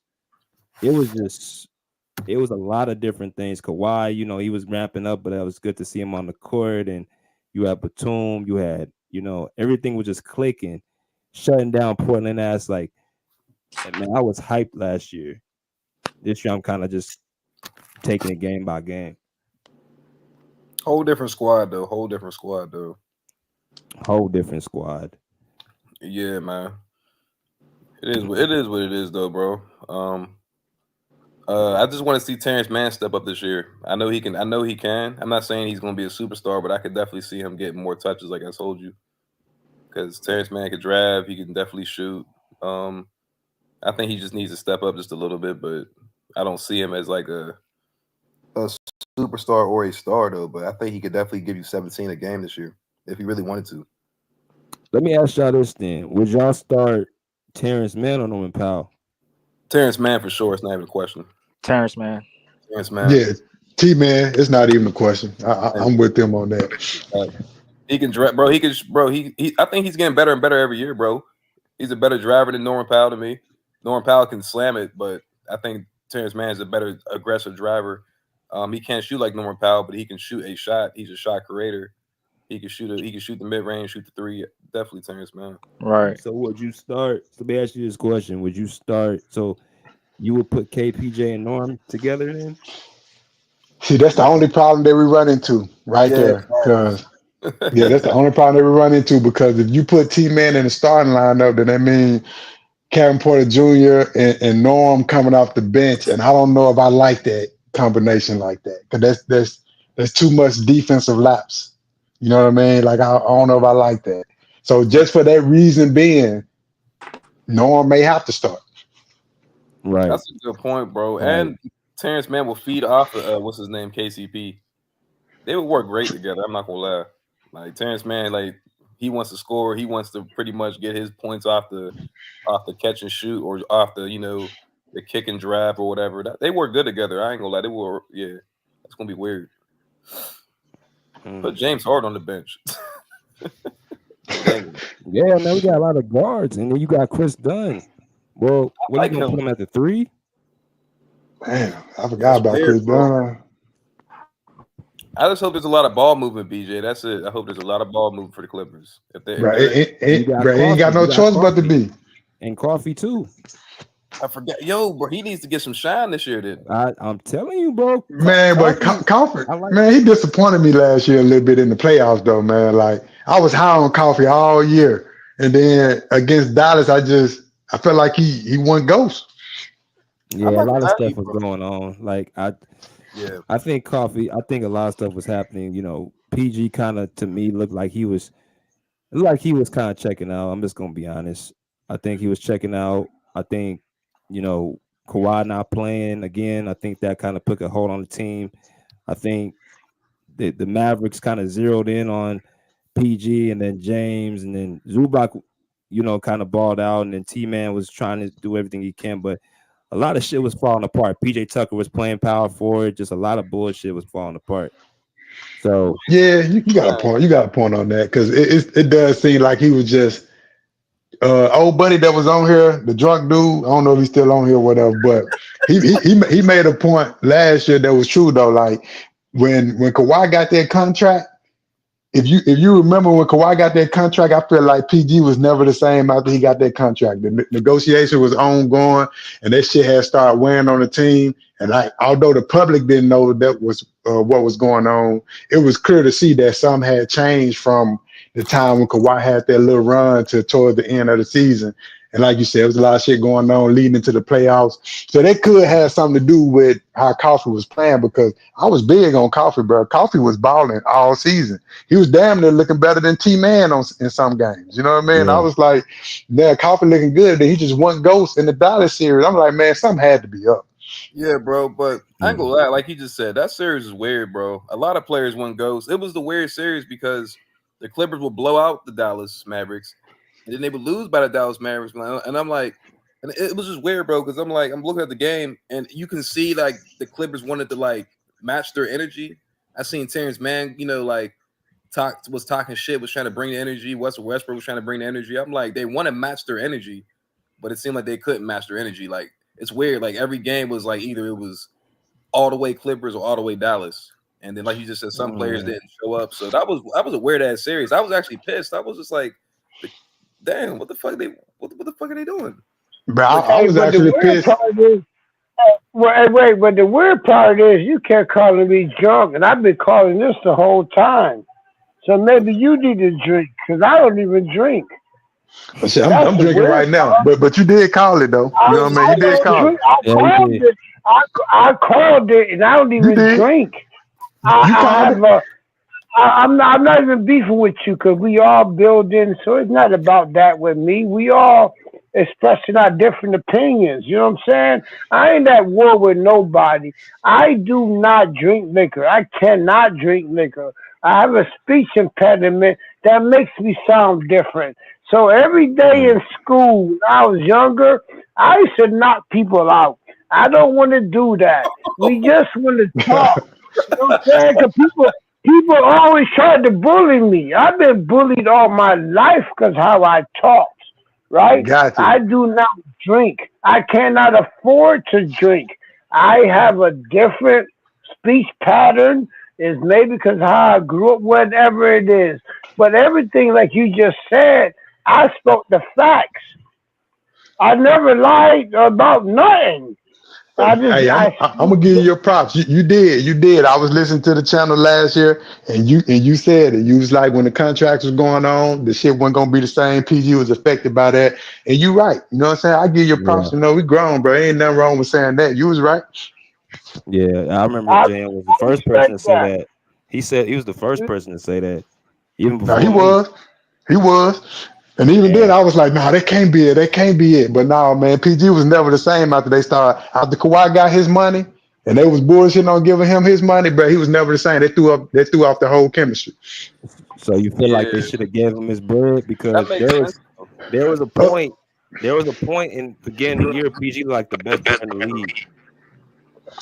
I mean, they should have gave him his bread just so they could have traded him. See, the only thing that I wasn't rocking with what PG said is he wanted the no trade clause, but he knew that they weren't gonna give him the no trade clause because it's one or the other. Either I'm gonna give you this bag that you want, but I'm gonna be able to use you as an asset to trade you when need be, but PG wanted the no trade clause, and that would have been a deal breaker for me too, because I'm giving you this big ass bag, but then I can't even trade you.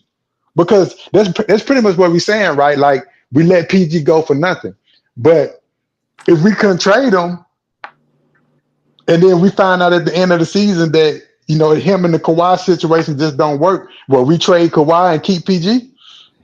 I just don't think we had a chance to see it work because when they're on the court healthy, they have a 65% winning percentage. I agree. That's undeniable.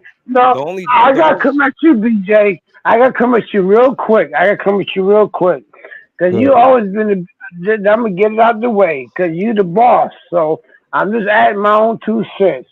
You always was a PG. You was always a PG supporter. And I respect PG. I've always said that he's the best skilled player in the league. I've always defended him. He is truly the natural most skilled player in the NBA since Allen Iverson. I said that repeatedly. But one thing PG problem is his mind is messed up. He the one blew us up in the Denver. No, everybody keeps saying the Denver. So that's what I like talking about when we was in the bubble. Because if people want to talk about the bubble, they got to remember when PG made a commercial saying that his mind wasn't right. Right? So that's the only problem I had a problem with PG since the beginning. PG is literally the one who said when we was in the bubble going against Denver, he said his mind was unstable. He said that. He proved to me right then in the bubble, that when he gets shaken, he cannot handle the pressure. And I've always said he's never could handle the pressure ever since he damn near lost his leg. I've been on record saying that PG is literally one of the most naturally talented scorers in the league. I compare him to Allen Iverson. Honest to goodness. But his mind is messed up. He did it in Denver. He did it in the bubble. He did it when he didn't get his way. And we could have beat. Man, if Paul George is actually that nice, yeah, he is that nice, we shouldn't even need a Kawhi to beat the Mavericks.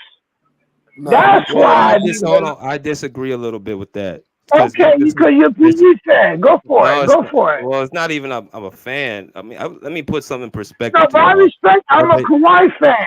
no, I'm no, not no, even no, no, no, hating you. no, no. Kawhi is my All right, favorite go for it. player. That's Go what for it. that's the thing that people don't even realize. That's my favorite player is Kawhi. That's not even. I don't think people even know that. That's my favorite player. I've even said it many times, and I'll continuously say it. Kawhi Leonard is my favorite player because of he reminds me a lot of Kobe. The only thing I've ever did when it comes to PG is like when it comes to certain situations, they want to try to pile on certain things that's not even on him. You asking this man to carry this team again, where he just did it in 2021 without a second running mate. You asked him to do it again in 2022 without his running mate. You ask him to do it. It's like, nigga, I covered for you in class. One time you were sick. I covered for you in class. I took the note for you. Okay, cool. I got you again the second time. The third time it's on you. I'm not gonna keep covering for you every single time, and it's gonna be on my back. If you want me to do that, you need to pay me my money. Don't sit here and ask me to carry the burden and not pay me my money. So Okay, that's okay, but that's hey, hold on, hold okay, on, hold but on, hold what? on, hold on, hold on, JM. Let me finish. You can't ask the dude to carry the burden and you're not gonna pay him his money. That's the problem I'm having. If you asking PG to carry the burden over and over and over, then you should have no reason not to pay him. My only stance has always been they gave Kawhi Leonard money, his extension after 1 month. He ends up not playing right after. Now you look even more dumb because you lost PG because you gonna trade PG for anyway. You weren't gonna get an equal value. Let's say that they were gonna give who are you gonna trade PG for? There's no player out there on the open market you can openly trade to get somebody of his value. So why would you not give him the no trade clause? Because you're not going to find an equal value person anyway. When Kawhi and PG on the court together, they're a dominant duo. But unfortunately, because Kawhi keeps getting hurt, nobody wants to put this out here over and over and over. That's been the reason why we ain't won.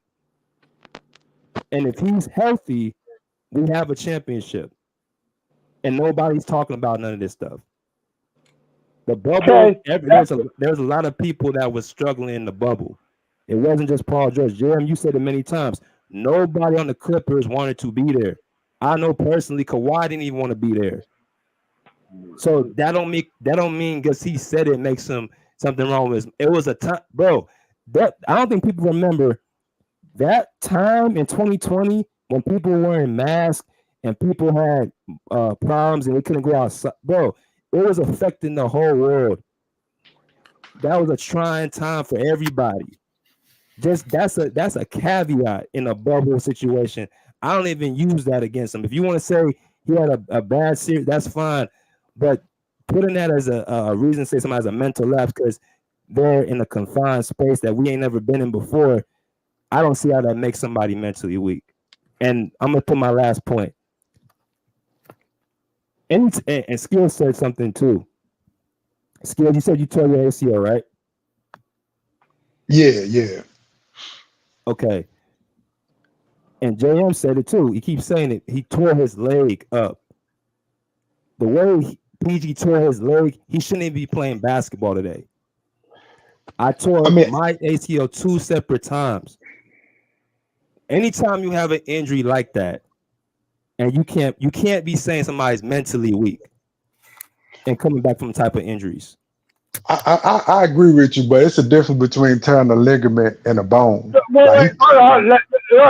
Excuse me, homeboy. Let me just Go ahead. ask you, BJ, because I love BJ. If you don't mind, let me just rebuttal BJ, because I love this dude, man. I know everything he do. One thing, I never said PJ was mentally weak. I've never called him mentally weak. Never. I've always said he is the one of the most skilled players in the NBA. I'm on record for saying that. This dude remind me of Allen Iverson. If you don't know who Allen Iverson was, I don't know what to tell you. PG-13 is extremely dominant. He like Penny Hardaway. I could give you a list of players who played like PG-13. I could literally give you a list, right? Only problem I've ever had with PG-13 is he don't know which one he want to be. That's it. That's what I ever said. 1 minute he show up dominant. 1 minute he going through that same shit when he almost lost his leg.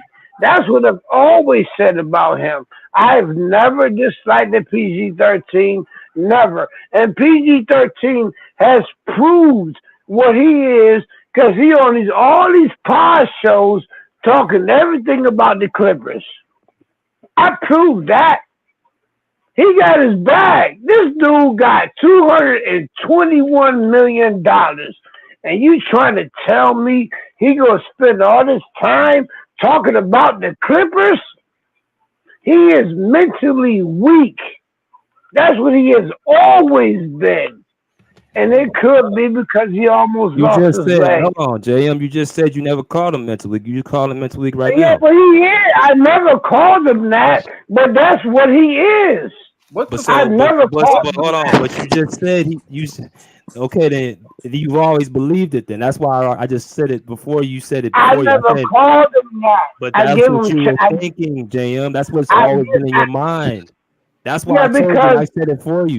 You may have not said it, but you were thinking it.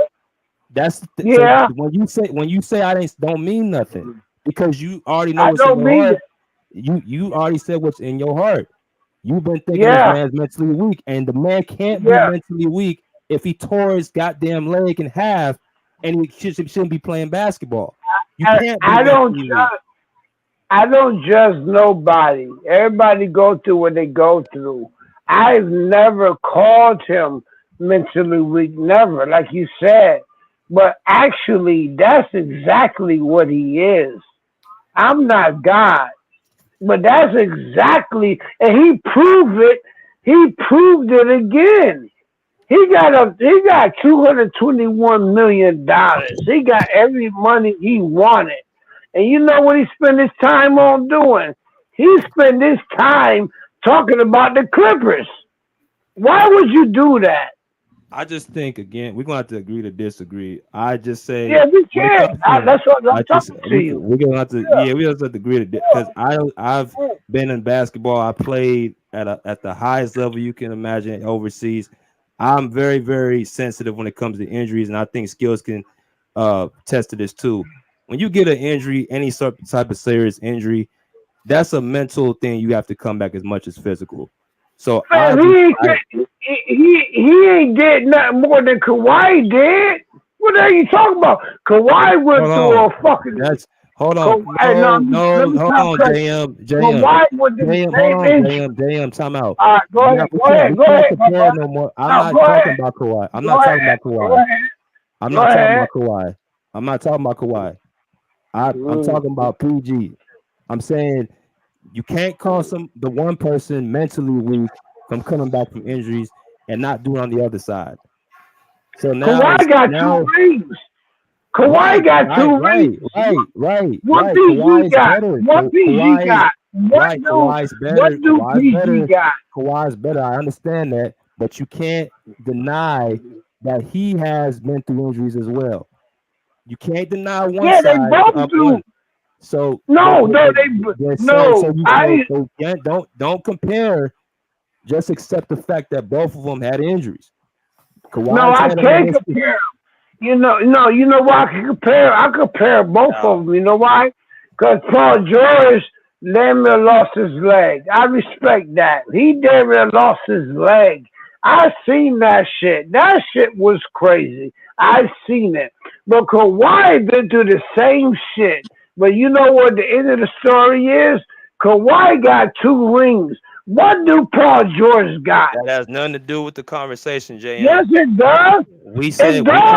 We're talking about injuries. We're not talking about championships. Injuries. Yes. Kawhi got 2 injuries that he should have would do right now, and he still won 2 rings. Paul George went through 1 injury, and he ain't won shit yet. Hold on. We ain't talking about injuries, JM. You gotta leave the rings out of it. My fault. Calm down. Let's just say both had injuries, bro. At the end of the day, they both had serious injuries. I'm just saying with the whole. I'm gonna go back to skills with this, bro. It's just I don't think that we can sit here and not hold it that Kawhi's injuries have held the team back. And when you are traded for Paul George, when you hold on, JM. No, go for my fault. Go ahead, my brother. My fault. That's the only thing I've ever said about this. It's like, bro, it's 4 seasons in a row. That's 4 times. That's unheard of for a player of this man's caliber to not be available for his team. And I'm not saying but that's 4 times Paul George ain't been available either. No, he ain't been but JM, come on. He's missed 1 playoffs. This man's missed 4. And I've said it before and I'll say it again. He's my favorite player, but I'm not going to lie for my favorite player. I'm not going to lie just because I love Kawhi. And that's the problem with a lot of Clipper fans. They lie. Hold on, JM. They lie for Kawhi because they like him. And I'm not doing that. He's been hurt. The man's been hurt 4 postseasons. This other shit about PG was hurt. He missed 1 postseason. 1. This man's missed 4 in a row. On some real shit. Like that. So I'm not a Kawhi stan. I ain't no groupie. Now I just know this dude. Anyway, I'm telling you the truth right now. I'm gonna stop all your argument. If PG was the man, PG had 3 times to prove he was the man. He didn't do it. Is that Kawhi's fault? So we're gonna. Is that Kawhi's fault? Hold on, JM. Okay, let me put it on JM then. I don't mean to sound loud. Who's the number? Hold on, JM. If I'm talking loud, tell me I'm talking loud. You're fine. So are you telling me PG's the number 1 then? No, PG never been a number 1. He never been a number 1. Why would you expect him to do that then? If you said something, because he's not. Hold on, John. If he's not I'm listening. Did we bring Kawhi here to be the number 1? Kawhi came here first. That's right. So he's not the number PG. 1. Right, he's the number 1, right? Kawhi's the number 1 on the team. PG was never the number 1. I said Kawhi is the number 1. I said, JM, listen to the question before you respond. I'm gonna ask you the question. I'm gonna unmute you, and I'm gonna ask everybody else on the panel. Before I ask JM, Kirk, who came here to be number 1, Kawhi or PG?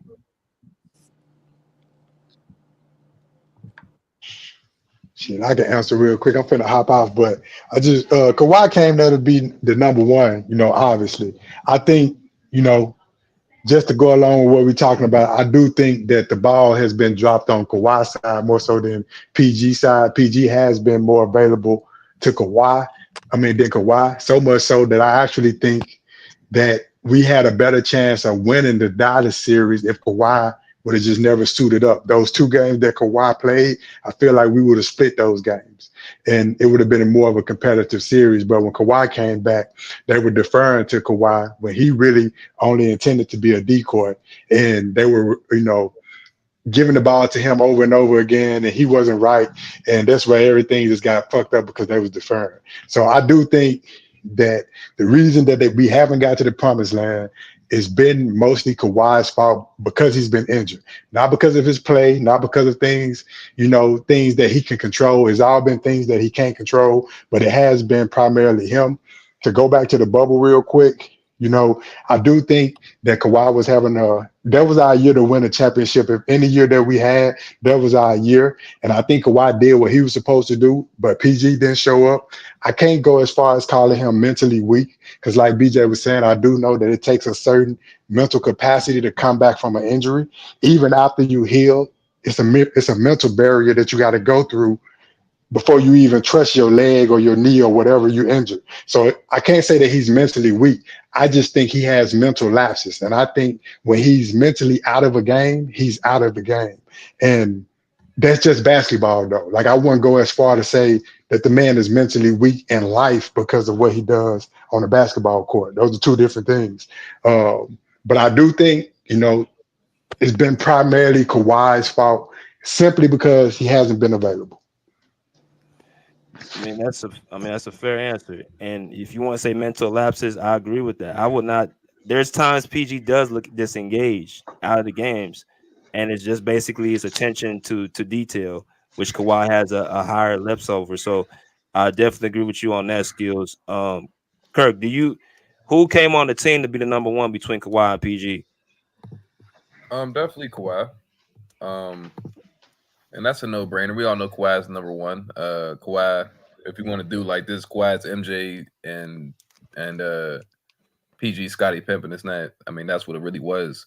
I'm not gonna call PG mentally weak like what's bro saying. I mean, I see what he's saying, but I'm not gonna sit here and say he's mentally weak. And even before he had those mental collapse in the bubble, he still was showing up for the most part. He was, especially in that Dallas series too. So, but PG, he has number 1 talent, but he's not Kawhi. Like Kawhi is very consistent. He's very efficient. PG, I don't think he was ever efficient as Kawhi, or a lot of players haven't been efficient as Kawhi, even Kobe. So, I mean, Kawhi at his best is a 50, 40, 90 guy damn near. So, it's definitely Kawhi.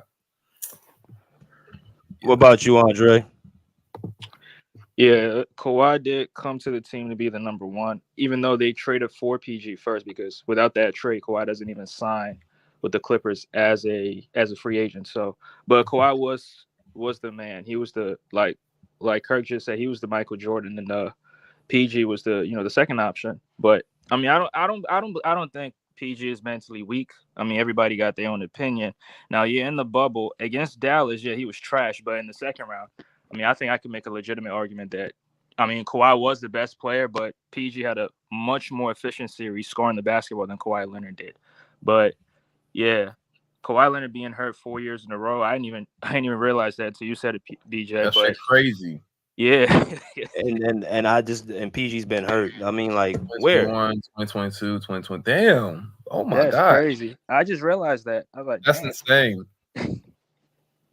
Now, insane. JM, I'm gonna take your mic off, JM, and I'm just gonna ask you the question like everybody else. Who came here to be the number 1? Who came to be the number 2? Yeah, I say to BJ, and sometimes I take my own mic off. You don't even realize that. I cut my own mic off just to control myself. But honestly, I'm a Kawhi fan, and there's a lot of Kawhi hate until you understand exactly what Kawhi did. And a lot of people don't understand that, but I can. I can break the math down. Ain't none of your favorite players ever did what Kawhi did. Nobody has done what he did. As far as this PG shit, I've never liked the PG. And I'm on record for saying I've never liked him. I'm on record for saying from the All-Star game, Hold on, JM. I just said I'll cut it down, BJ. I'll cut it down. You're a PJ fan. I'll cut it It's down. not. No, I'm asking you a question. Who came here to be the number one? That's it. Because Kawhi picked the Clippers. Okay. So if that's the case, and we can all agree to that, can you at least say that his injuries have been the reason we ain't won a title? Can you honestly say Yes, that? Yes, I can honestly say that because he's been injured the entire time. He ain't been just injured for 1 year. He's been injured the entire time, and he still won a ring with the Raptors. He's been injured since he left the Spurs.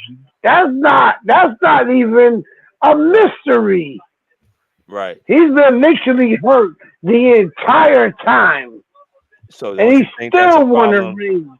Don't you think that's a problem? No. Okay. I'm sorry. I got to start listening to you. My fault. Go ahead. Answer your question. No. My fault. I was asking, do you think that's a problem? No. Okay. I don't think it's a problem because what his specialty is winning the ring. So no, that's the problem is with the coaching staff when they use him for the whole year. He shouldn't even be playing a 4. I don't even know why people keep saying that. He's not a 4. You see how big he is? How the fuck he gonna play a 4? He's a 3. He's a 3 guard. So everybody who's saying that shit, you don't know basketball. This man is not a 4. He's not even a 5. He's just somebody who could do that. That's all he is. He's a 3. He's a small forward. He's always been, even from San Antonio, even from Toronto, he's been a small forward. Now you want to put him at a 4? You think this man is Superman? See, that's the problem. The problem is you got coaches and you got people who want to put this man at a position he shouldn't even be playing. Especially he got bad knees. Why would you do that? Really? Why would you do that? I agree with this that. man is naturally hurt. Naturally, officially, he get injured. That his whole resume is he can't handle the load. He can't do it. And it's factual. It ain't no game. He ain't LeBron. He cannot do it. But what he can do is guarantee you a ring. So if you're a good coach, why in the hell would you have him in a situation? Yo, if you was in a situation, hey, I'll put it down real simple. I'm going to leave it alone. I'm going to leave it alone like this. If you naturally know you can't do what you're supposed to do, and a motherfucker put you in a position to make you do something else, and you fail, whose fault is it? Whose fault? That's what it's like. This nigga, everybody know he got bad knees. Everybody know he got bad on some real shit. Everybody know he got bad. He got bad knees. Everybody know that. This motherfucker got bad knees. So why the fuck when you put somebody like this, even a check a fucking center, this nigga 7 foot tall. Why would you do that? On some real shit. You wouldn't even do it. This nigga drunk. I'm not. I don't even drink. I'm telling you the truth. So you must be a LeBron fan, because anybody with common sense will not put somebody with bad knees to check a 7-footer. You wouldn't even do it. You think you're saying I'm drunk? You a LeBron fan. Tell LeBron to stay away from the fucking baby oil. motherfucker.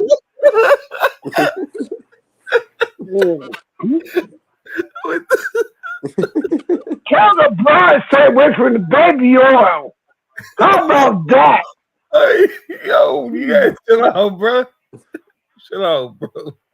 I'm not gonna shut out because y'all talking all this shit. Kawhi playing as hard. Kawhi playing hard as he can on bad knees.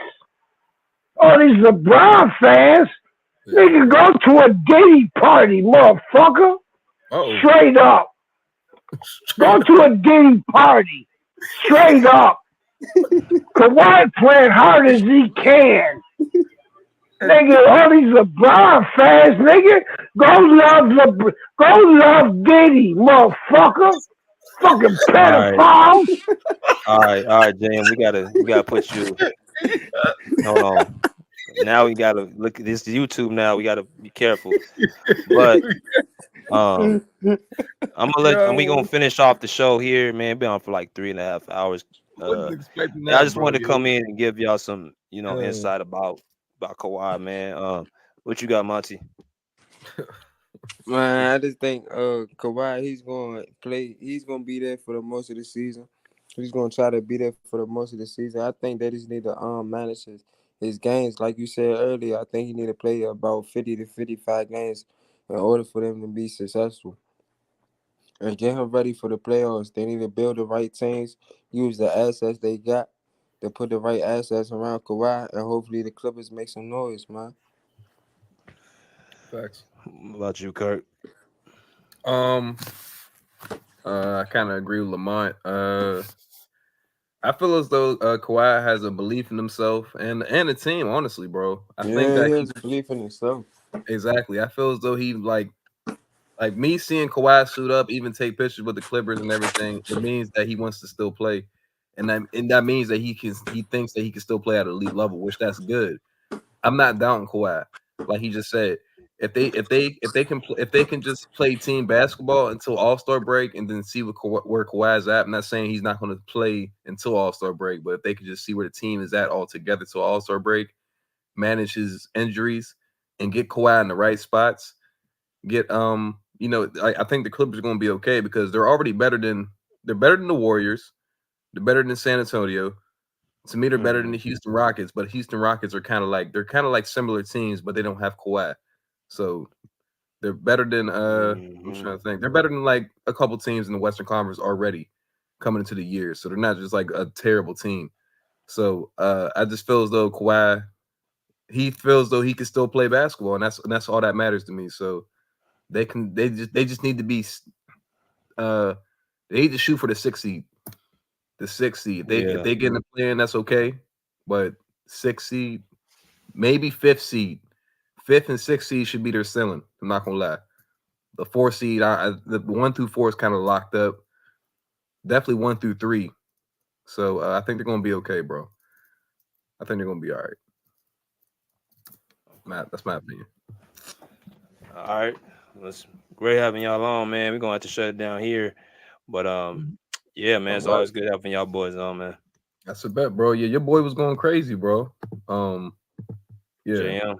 Yeah, that's very passionate guy. Yeah, he is, bro. He makes sense sometimes, and then sometimes I'm like, all right, bro. But all right, BJ, I'm gonna talk to you, my guy.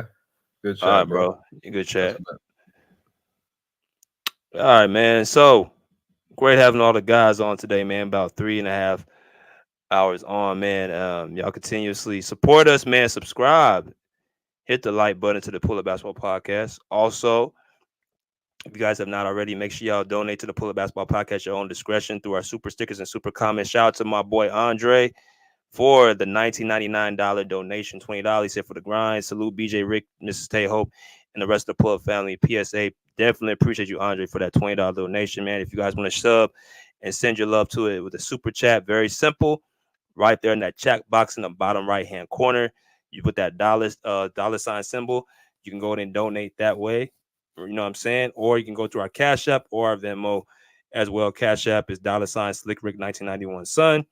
That's our Cash App. If you guys want to be send your love to the Pull Up Basketball Podcast, That's Cash App. Venmo is at BJ/MATHEWS/1. There's our Venmo. And all, like I said, until next time, respectfully say, pull up a seat, pull up a chair, pull up, peace. Out of here like swim web. I'm feeling good, feeling alright tonight. I'm feeling good now. Yeah, it's all good in the neighborhood, homie. Yeah, living wild. I feel good, I feel alright. Cruising through my neighborhood on a warm summer night. I feel good. That's right, I feel good now.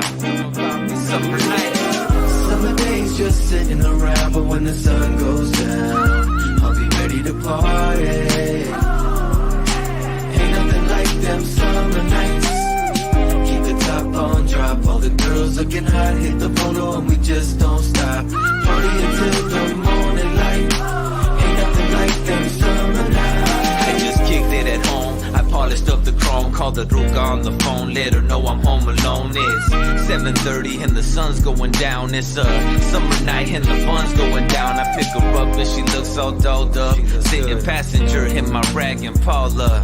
Yeah, I let her know that she looks beautiful to me. The world's an ugly place, but she is such a sight to see. The kind of woman that would put up a fight for me. The kind that wants to spend the summer nights with me. The temp was 80 and I'm cruising with my lady, playing some Rafi Bagan. Ooh, baby, baby. I see my homeboys and the cruising in the ride. Hey, what's up, with their ladies sitting by their side. People think we look crazy, but I think we look classy. But then again, that's only if you ask me.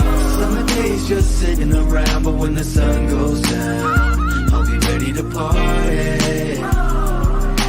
Ain't nothing like them summer nights. Keep the top on, drop. All the girls looking hot, hit the photo and we just don't stop. Party until the morning light. Ain't nothing like them summer nights. My homeboys throw in the backyard boogies, so everybody gets together to unwind, relax, and have a fun time. The DJ spinning, so I grab the mic and be like, ain't nothing like them summer nights. The party's packed with beautiful women and the gang of the homies that wanna get with them. And they'll say anything just to hit them. And it's usually a nice summer night when they did them. I don't know, it must be something in the air. Can't help but have a good time because the feeling is there. To some people, the feeling is rare. They're at the past saying, God damn, I wish I was there. To have a drink, have a token, hook up with someone fine, but the kind that looks up. Gotta keep some pisto in the cup. Party until the sun comes up, but we give up. Summer days just sitting around, but when the sun goes down, I'll be ready to party. Ain't nothing like them summer nights. Keep the top on, drop. All the girls looking hot, hit the photo and we just don't stop. Party until the morning light. Ain't nothing like them summer nights. Them summer nights can keep a smile on your face. Gotta try to have a good time with your life, otherwise it's just a waste. Either way, I'm gonna party just in case. Like Prince party like it was 99 and 87, 88. I couldn't ask for no better weather. I'm right next to the Pacific, to be specific. The candy paint job flows under the moonlight as I close out my summer night and say goodnight. It's time to put the top up and park it, drop it, unplug the ground, roll up the windows and lock it. Fuck in the pad and fall into bed as she lays on my chest to rest her sleepy head. And we do this all night long, from dusk till dawn. But it's not quite the same when summer nights are gone. But even when they're gone, it won't be long. 8 more months and once again it's on. Summer days just sitting around, but when the sun goes down, I'll be ready to party. Ain't nothing like them summer nights.